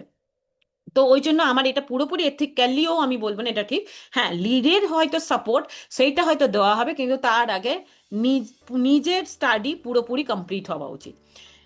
তারপরে লাস্ট যেটা হচ্ছে সেটা হচ্ছে ম্যানুফ্যাকচার আর ট্রেড যেটা রয়েছে, তারা হয়তো ভাবছে কি যে এটা একটা মানে আমার কাছে কেউ এলো রাস্তায় যেতে যেতে আসছে, হ্যাঁ ওই কাস্টমার এলো, ওর যেটা ভালো লাগলো আমি দিয়ে দিলাম, ওর ভালো লাগলো আমি দিয়ে দিলাম, সেটা একটা, মানে দোকানে বসে আছে যখন, বাস যখন একটা ম্যানুফ্যাকচারিং লেভেলে কাজ করছো তখন ঠিক আছে। এক্সপোর্টার কিন্তু সেই রকম কাজ করবে না। এক্সপোর্টারের কাজটা হবে কি, যে আমার প্রোডাক্টের একটা স্পেশাল জিনিস আছে, এটা এই কান্ট্রিকে ফিট করে, আর এই কান্ট্রিতে আমি বিজনেস করছি, প্রথম এই কান্ট্রিতে করছি, এখান থেকে একটু টুইক করলে আমি এই কান্ট্রিতে যাব, এখান থেকে আর একটু টুইক করলে আমি এই কান্ট্রিতে যাব। এই আমার যে হয়তো আমি যে জিনিসটা বানাচ্ছি তার বাই প্রোডাক্টটা, সেখানে হয়তো যে জিনিসটা হয়তো আমাকে ফেলতে হচ্ছে বাই প্রোডাক্টটা হয়তো আমি একটা অন্য কান্ট্রিতে পাঠাচ্ছি, যেমন আমরা আহ, খাবারের ক্ষেত্রে হয়তো বলছি, আমরা অয়েলটা বের করি না, যেমন মাস্টার্ড সিড যেটা রয়েছে সোর্সের, এটা অয়েল ফয়েল বের হয়ে গেলে তারপর ওটা অয়েল কেক, মানে ওটা যেটা আমাদের ফেলে দিতে হয়, এইগুলো কি হয় মানে ফুড হিসাবে অনেকে নেয়, অ্যানিম্যাল ফিড হিসাবে অনেকে নেয়। এবার আমাকে অয়েলটা আমি ওখানে পাঠাবো, যেটা বাই প্রোডাক্ট সেটা আমি ওখানে পাঠাবো। হুম। হয়তো আমরা কাজু ধরছি, কাজু ভালো কাজুগুলো হয়তো আমরা এনআরআই কে টার্গেট করলাম, ইয়া অন্যান্য বড় কান্ট্রিতে টার্গেট করলাম, কাজুগুলো ভেঙে গেছে, সেইগুলোকে হয়তো কোনো এমন জায়গায় টার্গেট করছি যে হয়তো ওটাকে মিক্স করে, ভেঙে যাওয়া কাজু হচ্ছে তো ওটা মিক্স করে দিয়ে কোনো একটা হয়তো চকলেটের চকলেট ফ্যাক্টরিতে পাঠানো কথা ভাবছি, বা হয়তো যে ভাঙা কাজুগুলো আমরা চকলেট ফ্যাক্টরিতে ওরা নিয়ে নেবে, কোনো ব্যাপার না, কোনো মিষ্টির দোকানে পাঠানোর কথা ভাবছি। তো এইরকম করে আমাদেরকে কিন্তু স্ট্র্যাটেজি বানাতে হবে, ঠিক আছে? এরপরে এরপরে যেটা হচ্ছে সেটা হচ্ছে, আমি আজকে 15 তারিখে মাইন্ডসেট নিয়ে ডিসকাস করছি, হ্যাঁ। নেক্সট 15 এপ্রিল না, থার্ড সানডে ইন এপ্রিল আবার আমরা এখানে মিট করব। তো আমরা এখানে যখন মিট করব তার আগে কিছু কিছু কাজ আমাদের কমপ্লিট হওয়া দরকার। কেমন কমপ্লিট হওয়া দরকার? যেমন ছোট্ট ছোট্ট কাজ, যে এই সপ্তাহে, একটা সপ্তাহ মানে 4টে সপ্তাহ তো হবেই, একটা সপ্তাহে আজকে আমি প্রোডাক্টের কি ভ্যালু দেবো সেটা আমি মাথাতে রেখেছি। ইয়া আমি হয়তো ভাবছি যে আমি যদি আজকে রাশিয়াকে টার্গেট করি, রাশিয়ার ব্যাপারে পুরো ব্যাপারটা পড়ি, রাশিয়া কি হয়, ওখানকার লোকেরা কি করে, রাশিয়ার সাথে আমাদের প্রচুর ট্রেড ডেফিসিট, পারছেই না ইন্ডিয়া, পারছেই না রাশিয়াকে ইম্পোর্ট মানে এক্সপোর্ট করতে। ইন্ডিয়ার সাথে রাশিয়ার ট্রেড ডিল আছে, ওখানে কি বলে, ট্যারিফের ফায়দা আছে, সমস্ত কিছু রয়েছে। কিন্তু ইন্ডিয়ার এক্সপোর্টাররা জিনিসই বানাতে পারছে না, জিনিস অ্যারেঞ্জই করতে পারছে না যেটা রাশিয়ার লোকের ডিমান্ডটা ফুলফিল করবে। তো এইরকম অনেক কান্ট্রি রয়েছে যে ওই কান্ট্রির লোকজনেদের এমন না ডিমান্ড নেই, ডিমান্ডটা ফুলফিল করবার জন্য প্রোডাক্ট আমাদের বানাতে হবে। আমরা যদি ওটা বানাতেই না পারি, আর ওটা কখন বানাতে পারবো? আমরা যখন ডিমান্ডটা বুঝবো, ডিমান্ডটা বুঝবার পর আমরা টেস্ট করব, যখন আমরা কন্টিনিউয়াসলি ভাববো যে আমি এক্সপোর্টার হতে চলেছি উইদিন 1 ইয়ার। এই 1 ইয়ার হচ্ছে আমার ভীষণ একটা, হয় না, জিমের মতো, মেন্টাল জিম। তখন আমরা কিন্তু ওইভাবে নিজেকে রেডি করব, এবং আমরা খুঁজেও পাবো সলিউশন, এমন না সলিউশন খুঁজে পাবো না। ইয়া তো ভাবো যে কোন, ইয়া তো যারা এক্সপোর্ট হয়তো অলরেডি করছে, তারা যখন একটা বায়ারের সাথে কথা বলছে তখন ডিসাইড করো, মানে চেক করো বায়ারের সাথে কথা বলতে বলতে বা কোন একটা মিটিং হবার পর কোন জায়গাটা আমরা ভুল করলাম, এই প্রসেসটাতে আমার কি ভুল হলো, এইটা আমি করবো না, ওটাকে লিস্ট ডাউন করো যে হ্যাঁ এটা আমি করবো না। এই সপ্তাহে এটাই একটা বিশাল বড় কাজ, স্লো, বাট এই সপ্তাহে আমি এই কাজটা করে ফেলেছি, ঠিক আছে? কোথাও একটা হয়তো ভ্যালিডেশনের জন্য বায়ার কমপ্লিমেন্ট যেমন বলছে যে কাউকে দেখাও প্রোডাক্টটা দেখিয়ে, খুব দরকার, প্রচন্ড দরকার ভ্যালিডেশন। এমনি হয়তো কোনো আয়ারল্যান্ডে কারোর সাথে বা নেদারল্যান্ডে কারোর সাথে র্যান্ডাম লিঙ্কডিনে কথা বলো, আচ্ছা ওখানে একটা মোটামুটি একটা রিলেশন, যে ওখানে কিরকম চলছে দেখো, কিরকম ভাবে কথা বলে, ওর গলার টোন কিরকম। বিজনেসম্যান দেখবে, এমন না চাকরি করছে, ইয়ে চাকরি করা হলেও তার ওখানে কি চলছে না চলছে, আমি ইন্টারেস্টেড আপনার কালচার ব্যাপারে জানতে, আমরা একটা এমন কান্ট্রি থেকে আসছি, বলো যে আমরা ইন্ডিয়া থেকে আসছি, ইন্ডিয়া এত ডাইভার্সিফাই আমাদের কালচার, আমরা কালচারাল মানুষ, আমাদের ভালো লাগে অন্যের কালচার শুনতে, জানতে, শিখতে, আমি জানতে চাই আপনার কালচার। আমি তারপরে হয়তো 2-4 দিন পর বলো যে আমি এইরকম একটা বানিয়েছি, একটু রিলেশনশিপটা প্রথমে বিল্ড করতে হবে। হুম। তারপরে connect with the exporter, one exporter যে তোমার চেয়ে আগে একটা স্টেপ এগিয়ে আছে, সেটার জন্য আমাদের একটা গ্রুপ রয়েছে, ওয়েস্ট বেঙ্গল গোয়িং গ্লোবাল, একটা হোয়াটসঅ্যাপ গ্রুপ রয়েছে, এখানে কন্ট্যাক্ট করতে পারো, এখানে জিজ্ঞেস করতে পারো, এখানে এক্সপোর্টার রয়েছে যারা অলরেডি এক্সপোর্ট করছে, যে হ্যাঁ ছোটখাটো যেমন কোনো অসুবিধা হলে তারা একে অপরকে সবাই হেল্প করে, এখানে আমাদের কোনো কম্পিটিশন নেই। ইভেন এক্সপোর্ট দুনিয়া এখন ইন্ডিয়াতে এমন জায়গায় রয়েছে, কোনো এক্সপোর্টারে কম্পিটিটার না, কারণ এতটাই ছোট আমাদের এক্সপোর্ট, যে ওই জন্যই কিছু এক্সপোর্টার রয়েছে তারা প্রচুর কামাচ্ছে, কারণ বাকিরা মার্কেটটাকে মানে হয় না, মার্কেটের শেয়ারটা নিতেই পারছে না, ওই জন্য কিছু কিছু এক্সপোর্টার প্রচুর কামাচ্ছে আর কেউ কেউ মার্কেট শেয়ার নিতেই পারছে না। তো এইরকম হচ্ছে আমাদের প্রবলেম। তো আমরা যেমন আমি বলি, আহ, অনেক এক্সপোর্টার রয়েছে, আজকে গুজরাটে যদি আমরা দেখি, গুজরাটে আমরা হয়তো দেখবো কোনো এক্সপোর্টার কামাচ্ছে যে 3,000 করোড়, 2,000 করোড়, 6,000, মানে তারা বিশাল বিশাল ইয়ে চলছে। কিন্তু এই যে মার্কেট শেয়ারটা যখন যদি আমাদের একটু ডিস্ট্রিবিউট হয়ে যায় না, তো কম্পিটিশনটা হয়ে যাবে। কম্পিটিশনটা যখনই হচ্ছে তখন অনেক ছোট ছোট ছোট ছোট, ছোট ছোট না, তারা প্রথমে ছোট তারপরে বড় হবে, অনেক যদি এক্সপোর্টার তৈরি হয়, তো অটোমেটিক্যালি ওইখানে যারা আজকে হয়তো 3,000 কোটি কামাচ্ছে, সেখান থেকে যদি 30 লাখ টাকাও কেউ যদি কামিয়ে নিতে পারে ওর থেকে, মানে ওই শেয়ারটা থেকে কেটে 30 লাখ টাকাও কেউ যদি কামিয়ে নিতে পারে, ইভেন আমি তো শুরুতে বলবো 3 লাখ টাকাও যদি কেউ কামিয়ে নিতে পারে, ওই মানে 3,000-এর যে মালিক তার কিছুই এসে যাবে না। কিন্তু এই যে 3 লাখ টাকার একটা এক্সপোর্টার যদি দাঁড়িয়ে যেতে পারে না, তাহলে অ্যাটলিস্ট সে কিন্তু দুটো এমপ্লয়মেন্ট জেনারেট করতে পারবে। তো সুতরাং আমার এখানে বলার বক্তব্যটা হচ্ছে যে আমাদের কম্পিটিশন মাইন্ডসেট রাখার দরকার নেই, এক্সপোর্টারের সাথে নেটওয়ার্কিং করো, এক্সপোর্টারের সাথে কথা বলো যে হ্যাঁ ওরা কিভাবে করছে, প্রবলেম ডিসকাস করো, even within Bengal also you can discuss কি হ্যাঁ আমাদের এই প্রবলেম হচ্ছে, ওটা কি করে সলিউশন হবে। এগুলো হচ্ছে নেটওয়ার্কিং প্রসেস। হ্যাঁ, বাকি প্রবলেমের জন্য তো জিটিআই রয়েইছে, হেল্প করবে। আর বাকি নিজেদের পিয়ার্স গ্রুপেও ডিসকাশন হওয়া উচিত। ঠিক আছে। তো এই হচ্ছে আমাদের না আমি আর একটা ইয়ে বলে দিই, হ্যাঁ এইটা একটা আমি বলে দিই যে কালচারাল যেটা রয়েছে, কালচারাল কোশেন্ট। কালচারাল কোশেন্ট মানে হচ্ছে কি, যে আমরা প্রথমে কারোর কালচারে, যদি আমরা আজকে চায়নাতে প্রচুর ট্রেড ডেফিসিট, চায়না থেকে প্রচুর ইম্পোর্ট হয়, চায়নাতে এক্সপোর্ট আমরা কি করতে চাই, প্রথমে এটা মানুষকে ভাবতে হবে না। চায়না খায় কি, করে কি, থাকে, থাকে কিরকম জায়গায়, কেমন ঘর দুয়ার হয় ওদের, ওদের কিরকম হ্যান্ডিক্রাফট, ড্রাগন ড্রাগন ওদের প্রচুর মানে শুভ মনে করে ওরা ড্রাগনটা। তো চাইনারা জেনে গেছে আমাদের দিওয়ালি হচ্ছে, আমাদের দুর্গাপূজা হচ্ছে, আমাদের কি, তো আমরা আমাদেরকেও জানতে হবে না যে ওদের ওদের সাইকোলজিক্যালি ওরা লাফিং বুদ্ধা ওরা মানছে, কোন জিনিসটা ওরা মানে, কোনটা ওদের উইক পয়েন্ট, কোনটা লুপ হোল, এগুলোর ব্যাপারে আমাদের প্রথমে জানতে হবে। কিউরিসিটি, প্রচন্ড কিউরিসিটি থাকতে হবে।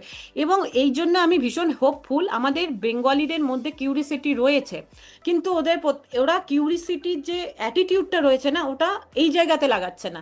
এই জায়গাতে যদি লাগাই তখন কিন্তু ঠিক আছে, জানলাম, জানার পর কি প্রোডাক্ট, নেক্সট স্টেপ কি, কি প্রোডাক্ট আমরা সাপ্লাই করতে পারি যেটাতে ওর ডিমান্ডটা আমার ফুলফিল হবে। আমি যদি সাপ্লাই করি, আমি একটা তাহলে বিজনেস দাঁড় করাতে পারবো। আমি যদি একটা বিজনেস দাঁড় করাতে পারি, আমার তো ভালো হচ্ছেই হচ্ছে, অ্যাটলিস্ট একটু এমপ্লয়মেন্টও জেনারেট হবে। সবকিছুতে চাকরি দিয়ে আর কতটা মানুষকে করতে পারে, আমাদের পপুলেশনকে তো এত চাকরি দেওয়াটাও পসিবল না। এবং আগে যেতে যেতে যে পরিমাণে এআই আসছে, আর যদি আমাদের সেন্ট্রাল গভর্নমেন্টের অ্যাপ্রোচ আমরা দেখি, তো কোনো দিনই চাকরি ওরিয়েন্টেড নয় অ্যাপ্রোচ, অ্যাপ্রোচটাই চাকরি ওরিয়েন্টেড। আজকে সমস্ত অফিসে ম্যান পাওয়ার কিন্তু অনেক কম হয়ে গেছে। রিজন ইজ কি, ওদের মানে মেন্টালিটিটাই হচ্ছে কি আমরা অপরচুনিটি দিয়ে দেবো, অপরচুনিটির একটা হয় না, বাকেট অফ অপরচুনিটি আমরা দিয়ে দেবো। তুমি যদি পরিশ্রমী হও, অপরচুনিটিটা তুমি তুলে ইউজ করো। যদি তুমি জানো না, তো তুমি পড়ে থাকো, তোমাকে খাওয়ানোর দায়িত্ব আমার নয়। এটা হচ্ছে এখনকার যেটা চলছে, ইন্ডিয়ার মাইন্ডসেট সেটা এটাই চলছে। এবং এইটা অ্যাডাপ্টেড কোথা থেকে হয়েছে, এটা আমেরিকা থেকে অ্যাডাপ্টেড হয়েছে, ইউএস থেকে। হ্যাঁ, এবার ইউএস থেকে অ্যাডাপ্টেড হয়েছে, ঠিক আছে। এবার ইউএসএ যদি আজকে আমরা ইকোনমি দেখি, মানে কন্ডিশন, ইউএসএ ভেতরে কন্ডিশনটা দেখে আমরা হয়তো মনে করছি ইউএসরা অনেক কামাচ্ছে, অনেকে হচ্ছে, তা না। ইউএসএ কিছু মানুষের কাছে প্রচুর পয়সা, কিছু মানুষ একবারেই গরিব। কিন্তু আমাদের ইন্ডিয়ার অনেক আইআইটি এনআইটি এই বই এখান বড় বড় জায়গা থেকে পাস করে তারা কিন্তু ইউএসএ টপ পজিশনে বসে আছে। এবং যারা আমেরিকাতে জন্মগ্রহণ করেছে, আমেরিকান লোকজন, তারাও কিন্তু ওখানে রয়েছে, তারা কিন্তু ইনকাম করতে পারছে না। কারণ ইউএসএ এরকম অপরচুনিটি ক্রিয়েট করে দেবো, তোমাকে এত টেকনোলজি দিয়ে দেবো, গুগল তৈরি হলো ওখানে, এই সমস্ত টেকনোলজি আছে। তোমার কাজ, তোমাকে সকাল থেকে উঠতে হবে, রাতে তুমি ঘুমোতে পারবে না, মানে পুরোপুরি তোমার কাজ যে তুমি কিভাবে এই অপরচুনিটি, যে বাকেট অফ অপরচুনিটি রয়েছে, সেইটা থেকে তুমি নিজের হাতে গিয়ে অপরচুনিটিটা নেবে এবং ওটাকে এনক্যাশ করবে। যদি না করতে চেয়ে ভাবো যে আমাকে ঘরের এসে পরে কেউ কিছু দেবে, তাহলে কিন্তু ওই যে একটা সমাজ তৈরি হচ্ছে না, একটা মানুষ 3,000 কোটির এক্সপোর্ট বিজনেস করছে আর একজন কিছুই করতে পারছেন না, ওইটা কিন্তু আমার মনে হয় আমাদের ইন্ডিয়াতে এটাও ধীরে ধীরে আসছে। এইটা আমাদের কিন্তু ব্রেক করা খুব দরকার। এবং ব্রেক তখনই হবে যখন আমরা সবাই মিলে ভিজুয়ালাইজ করতে থাকি যে না আমরা করতে পারবো। পারবো মানে পারতেই হবে, পারতেই হবে মানে আমাকে সলিউশন খুঁজতেই হবে, সলিউশন খুঁজতে হবে, দেন প্রোডাক্ট বিল্ড করতেই হবে, আমাকে ডিমান্ড খুঁজতেই হবে। That is that is the mindset. তো কালচারাল কোশেন্ট একটা হয়ে গেল আমাদের, মানে খোঁজা, খুঁজবার পর ওর অ্যানালাইজ করা, that is understanding. Then planning, যে এবার আমি কি করে প্রোডাক্টটা বানাবো, কিভাবে আমাকে মানে প্রোডাক্টটা কিভাবে বানাবো, দেন কাকে টার্গেট করব, দেন মানে তার পজিশনিংটা কি হবে, এমন পজিশনিং হতে হবে যেন কনভিন্স হয়। ও কোনোদিন শোনেইনি। এটা কিন্তু কেউ শেখাতে পারে না, কোনো এআইও শেখাতে পারবে না, কোনো ট্রেনার শেখাতে পারবে না, কোনো এজেন্ট শেখাতে পারবে না। কেউ শেখাতে পারবে না। এটা কিন্তু যে মানুষ মানে মাইন্ডসেটটা তৈরি করছে, যে নিজেকে বিল্ড করছে, তার মাথাতে আসবে যে আমি কিভাবে আমার প্রোডাক্টে আমি কি অ্যাড করব, কোন ওয়ার্ড অ্যাড করব, কিভাবে করব, তার মানে হয় না মাথা থেকে ওটা আসবে। লাস্ট হচ্ছে তার অ্যাকশন। তারপরে যখন আমি করলাম, মানে আমি এটা বিল্ড করলাম, তারপরে হচ্ছে আমাকে নেক্সট ইয়েতে যে নেক্সট কি হচ্ছে না, আমাকে ওটা পাঠাতে হবে। ঠিক আছে? তো এই যে আমি এখানে কিছু লিখেছি, এখানে এখানে কিছু যেমন আমাদের রয়েছে, একটা জাস্ট স্যাম্পেলের মতো আমি দিয়েছি, যে জার্মানি হয়তো বলছে, জার্মানি কেমন কমিউনিকেট করে লোকজনেরা, একদম ডাইরেক্ট কথা বলবে। কিন্তু যখন জাপান হচ্ছে, জাপান হচ্ছে কি কমিউনিটি বেসড, ওরা কিন্তু আমাদের মতো, আমাদের বাঙালি ঘুরিয়ে পেঁচিয়ে কথা বলবে আর কি, একদম ডাইরেক্ট জিজ্ঞেস করতে পারবে না পয়সা কত নেবে, ইয়ে কত নেবে, এরকম মানে অনেক কিছু চিন্তা করবে। ওরা এশিয়ান কালচার অনেকটা ওরকম। ইউএস কি হবে, ইউএস হচ্ছে টাইম ইজ মানি, মানে ওখানে ভুলভাল হয় না, তুমি ওভার কমিটমেন্ট করতে পারবে না। ওই ইউএই গালফ, এরা শেখরা ডিল করে, শেখদের সাথে ডিল করা মানে কি, একবার যদি তুমি ওকে বিশ্বাস করিয়ে দিলে, ও ছাড়বেই না তোমাকে, ও তোমার সাথে কন্টিনিউয়াসলি তোমার থেকে প্রোডাক্ট নেবে। কিন্তু ওই যে ফার্স্ট যে ডিল ক্র্যাক করা, ওটার জন্য অনেক টাইম লাগাবে ও, কেন ও বারবার চেক করবে যে ও ঠিক বলছে, নানা রকম ভাবে ও চেক করবে। আবার ব্রাজিল, ব্রাজিল হচ্ছে যে মানে হয় না একটু হাল্লা হাল্লা হুলু হুলু ওরকম ব্যাপার, ওদের সাথে একটু মানে মিক্স বেশি হতে হয় আর কি। তো এইরকম করে কমিউনিকেশন স্টাইল, যখন জার্মানিকে টার্গেট করবে তখন আমাকে অন্যরকম ভাবে টার্গেট করতে হবে, যখন আমি জাপানকে করবো তখন অন্যভাবে, ইউএস। তো এই যে ব্যাপারগুলো রয়েছে, কেমন কমিউনিকেশন, রিলেশনশিপ বিল্ড, সেটাও কিভাবে, সব কান্ট্রির সাথে কিন্তু আলাদা, এগুলো আমাদেরকে শিখতে হবে, এগুলো আমাদেরকে জানতে হবে। আর এই কারণে আর একটা আমি বলি, আজকে এই যে কোয়ালিটি ইস্যু যেটা ইন্ডিয়াতে এত একটা মানে বার্নিং টপিক হয়ে গেছে, কোয়ালিটি ইস্যু সবার মানে আন্ডার স্ক্যানার চলে এসছে। কেন? কারণ এক্সপোর্টাররা এই ব্যাপারগুলো বোঝেই না। আজকে এই যে কোয়ালিটি, যেমন ইউএসএ, ইউএস বা জার্মানি, জাপান, এরা কিন্তু কোয়ালিটির মানে কোয়ালিটির প্রতি ভীষণ সেনসিটিভ, ভীষণ সেনসিটিভ। এবার আমি যদি আমার প্রোডাক্টে সব কিছু ঠিকঠাক মেনটেন না করছি, আমার টার্গেট করতে যাওয়ার দরকারই নেই না। আমি তাহলে বাংলাদেশকে টার্গেট করি, আমি নেপালকে টার্গেট করি। কিন্তু আমি যদি জাপান ইয়া জার্মানি ইয়া ইউএস কে টার্গেট করছি, তাহলে কিন্তু ওদের কালচারটা আমাকে জানতে হবে, ওদের কমপ্লায়েন্সটা আমাকে বুঝতে হবে, এবং যা ডকুমেন্টেড, এক্সাক্ট ডকুমেন্টেশন আমাকে ফলো করতে হবে।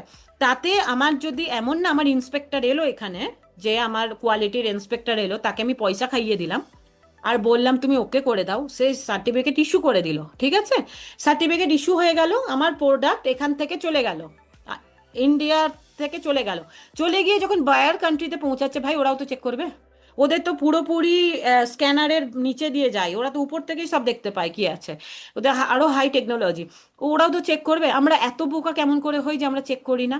এই কারণে আজকে ইন্ডিয়ার রেপুটেশন এতটা খারাপ হয়েছে, বিকজ একটা ফিউ রিজিয়ন থেকে, একটা ভীষণ ছোট্ট রিজিয়ন থেকে কন্টিনিউয়াসলি এক্সপোর্ট হচ্ছে আজ ইন্ডিয়াতে।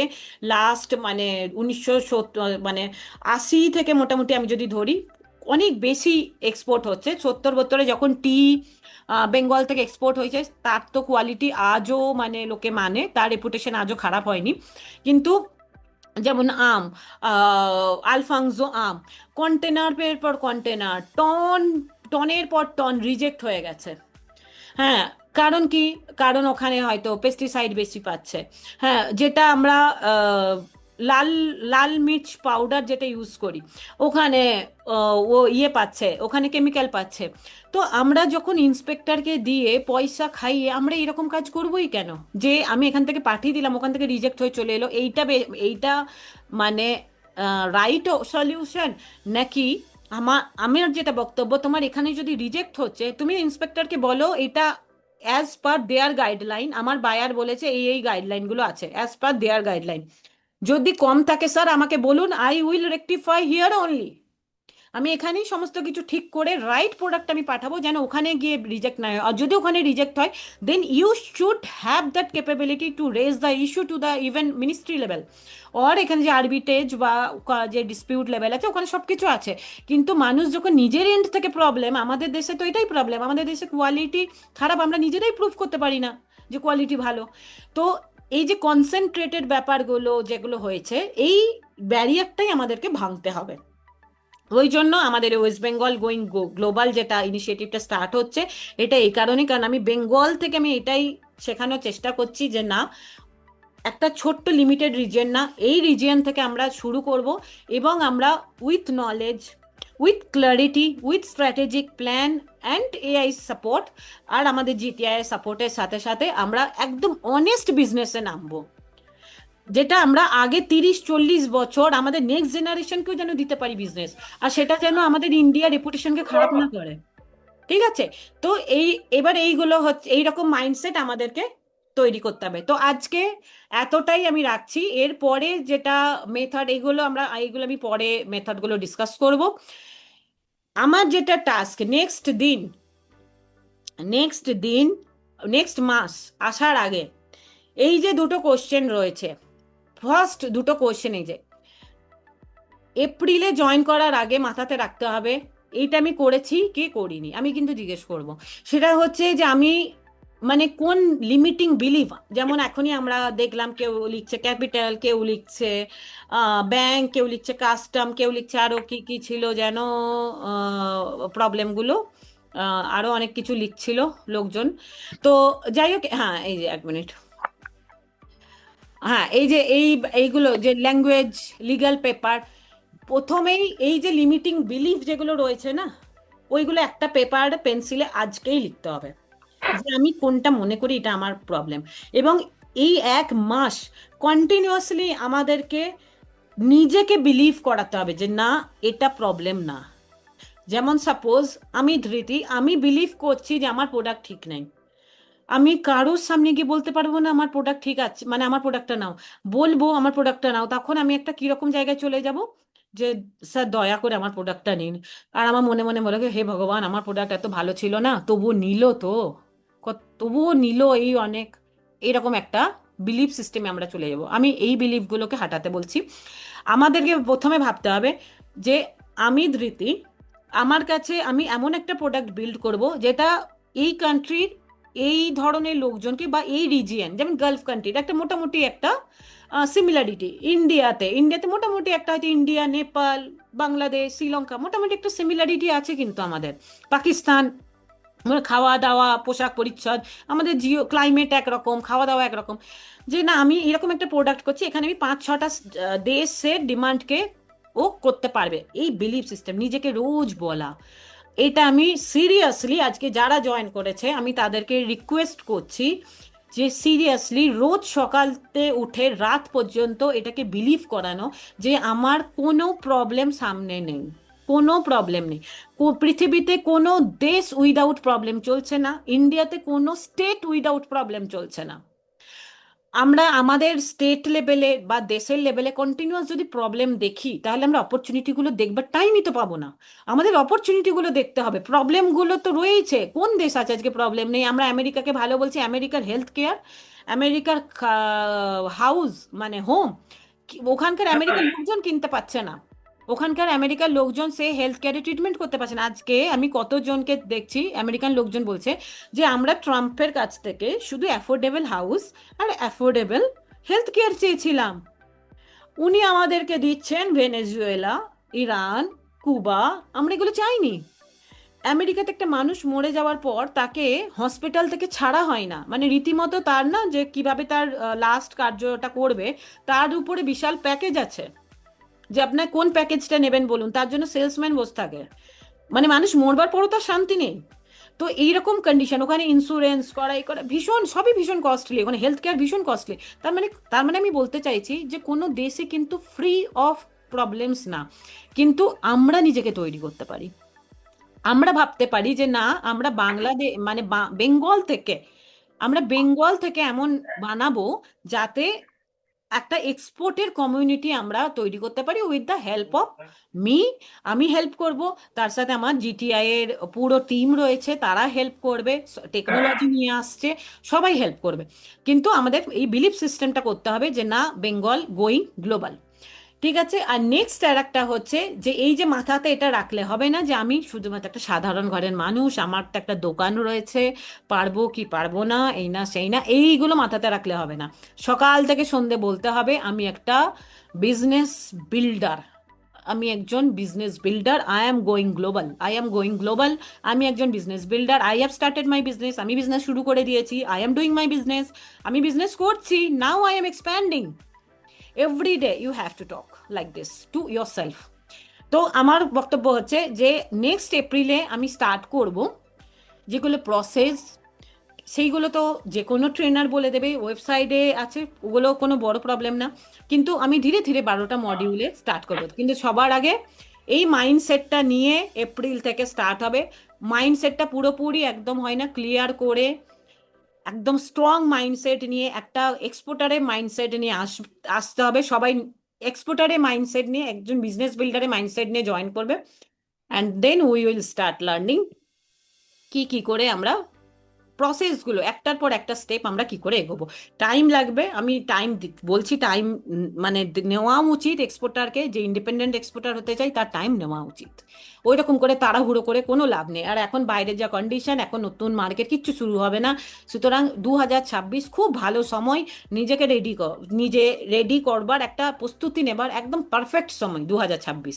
পুরো 2026-এ শুধু read read read and using your knowledge, sharing your knowledge with with other exporters, আর তার সাথে যেটা আমাদের গ্রুপের ওখানেও কানেক্ট করো, তার সাথে আমাদের সাথেও কন্ট্যাক্টে থাকো। আর তার সাথে বলবো যে validation, very important is validation. কি ও কোনো দেশের লোকজন তার সাথে হাই হ্যালো করে প্রথমেই প্রোডাক্ট বিক্রি করবার দরকার নেই।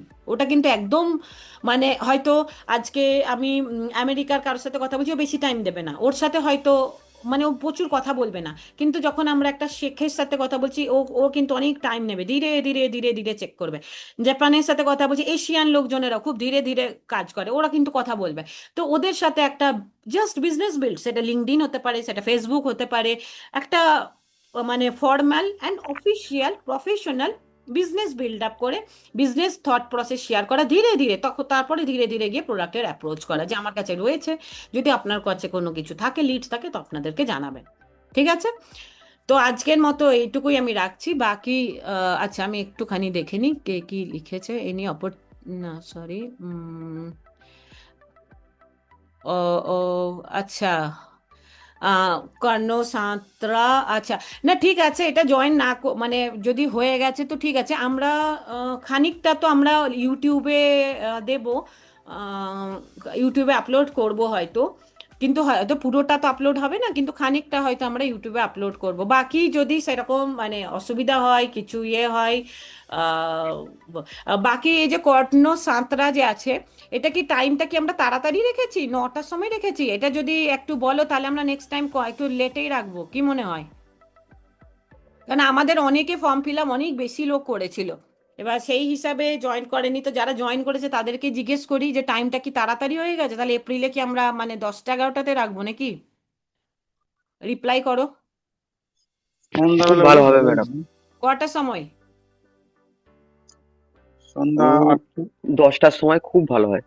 সকাল মানে রবিবার দিন সকাল 10টা? সকালবেলা। হ্যাঁ ম্যাডাম, আচ্ছা, কারণ ওই হ্যাঁ, 9টা একটু সকালবেলা একটু কাজ তাড়াতাড়ি হয়ে থাকে, গেছে না? বাজার ফাজার যেতে হয়। আচ্ছা, ঠিক আছে ঠিক আছে ঠিক আছে, তাহলে 10টা, সবারই 10টা না?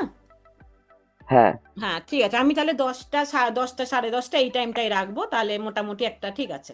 নেক্সট টাইম তো কোনো ব্যাপার না, নেক্সটে যে আরো 11টা মডিউল আছে ওখানে জয়েন করো। হ্যাঁ, আর ওখানে মানে শেখো, প্রথমে 2026টা হচ্ছে শিখবার মতো একটা টাইম, ভালো করে শেখো, ঠিক আছে? আচ্ছা, ঠিক আছে ম্যাডাম। আমার কথা কি শোনা যাচ্ছে? হ্যাঁ রিঙ্কি হ্যাঁ দিয়ে একটা হ্যাঁ দুটো কথা বলতে চাই। হ্যাঁ। আহ, ধন্যবাদ দিদিকে এই এতক্ষণ সেশনটার জন্য। উনি আপনাদের মানে প্র্যাকটিক্যালি মানে প্রথমে যেটা করলেন, আপনার এক্সপোর্টের যে ভীতিটা আর কি মানে কাটানোর চেষ্টা করলেন, মানে যেটা হচ্ছে মেন ব্যারিয়ার, আমরা এক্সপোর্ট কেন করব। তারপরে তিনি আজকের সেশনে এক্সপ্লেন করলেন। আমি জাস্ট একটা দুটো কথা এখানে মানে জুড়তে চাই। আহ, যেমন উনি এক্সাম্পল দিলেন আমেরিকা। হ্যাঁ, আমেরিকা, আমেরিকা দেখুন বিভিন্ন কান্ট্রির একটা মানে বিভিন্ন আলাদা আলাদা economy, capitalist economy, social economy, communist economy. তেমনি আরেকটা উদাহরণ হচ্ছে ধরুন চাইনা।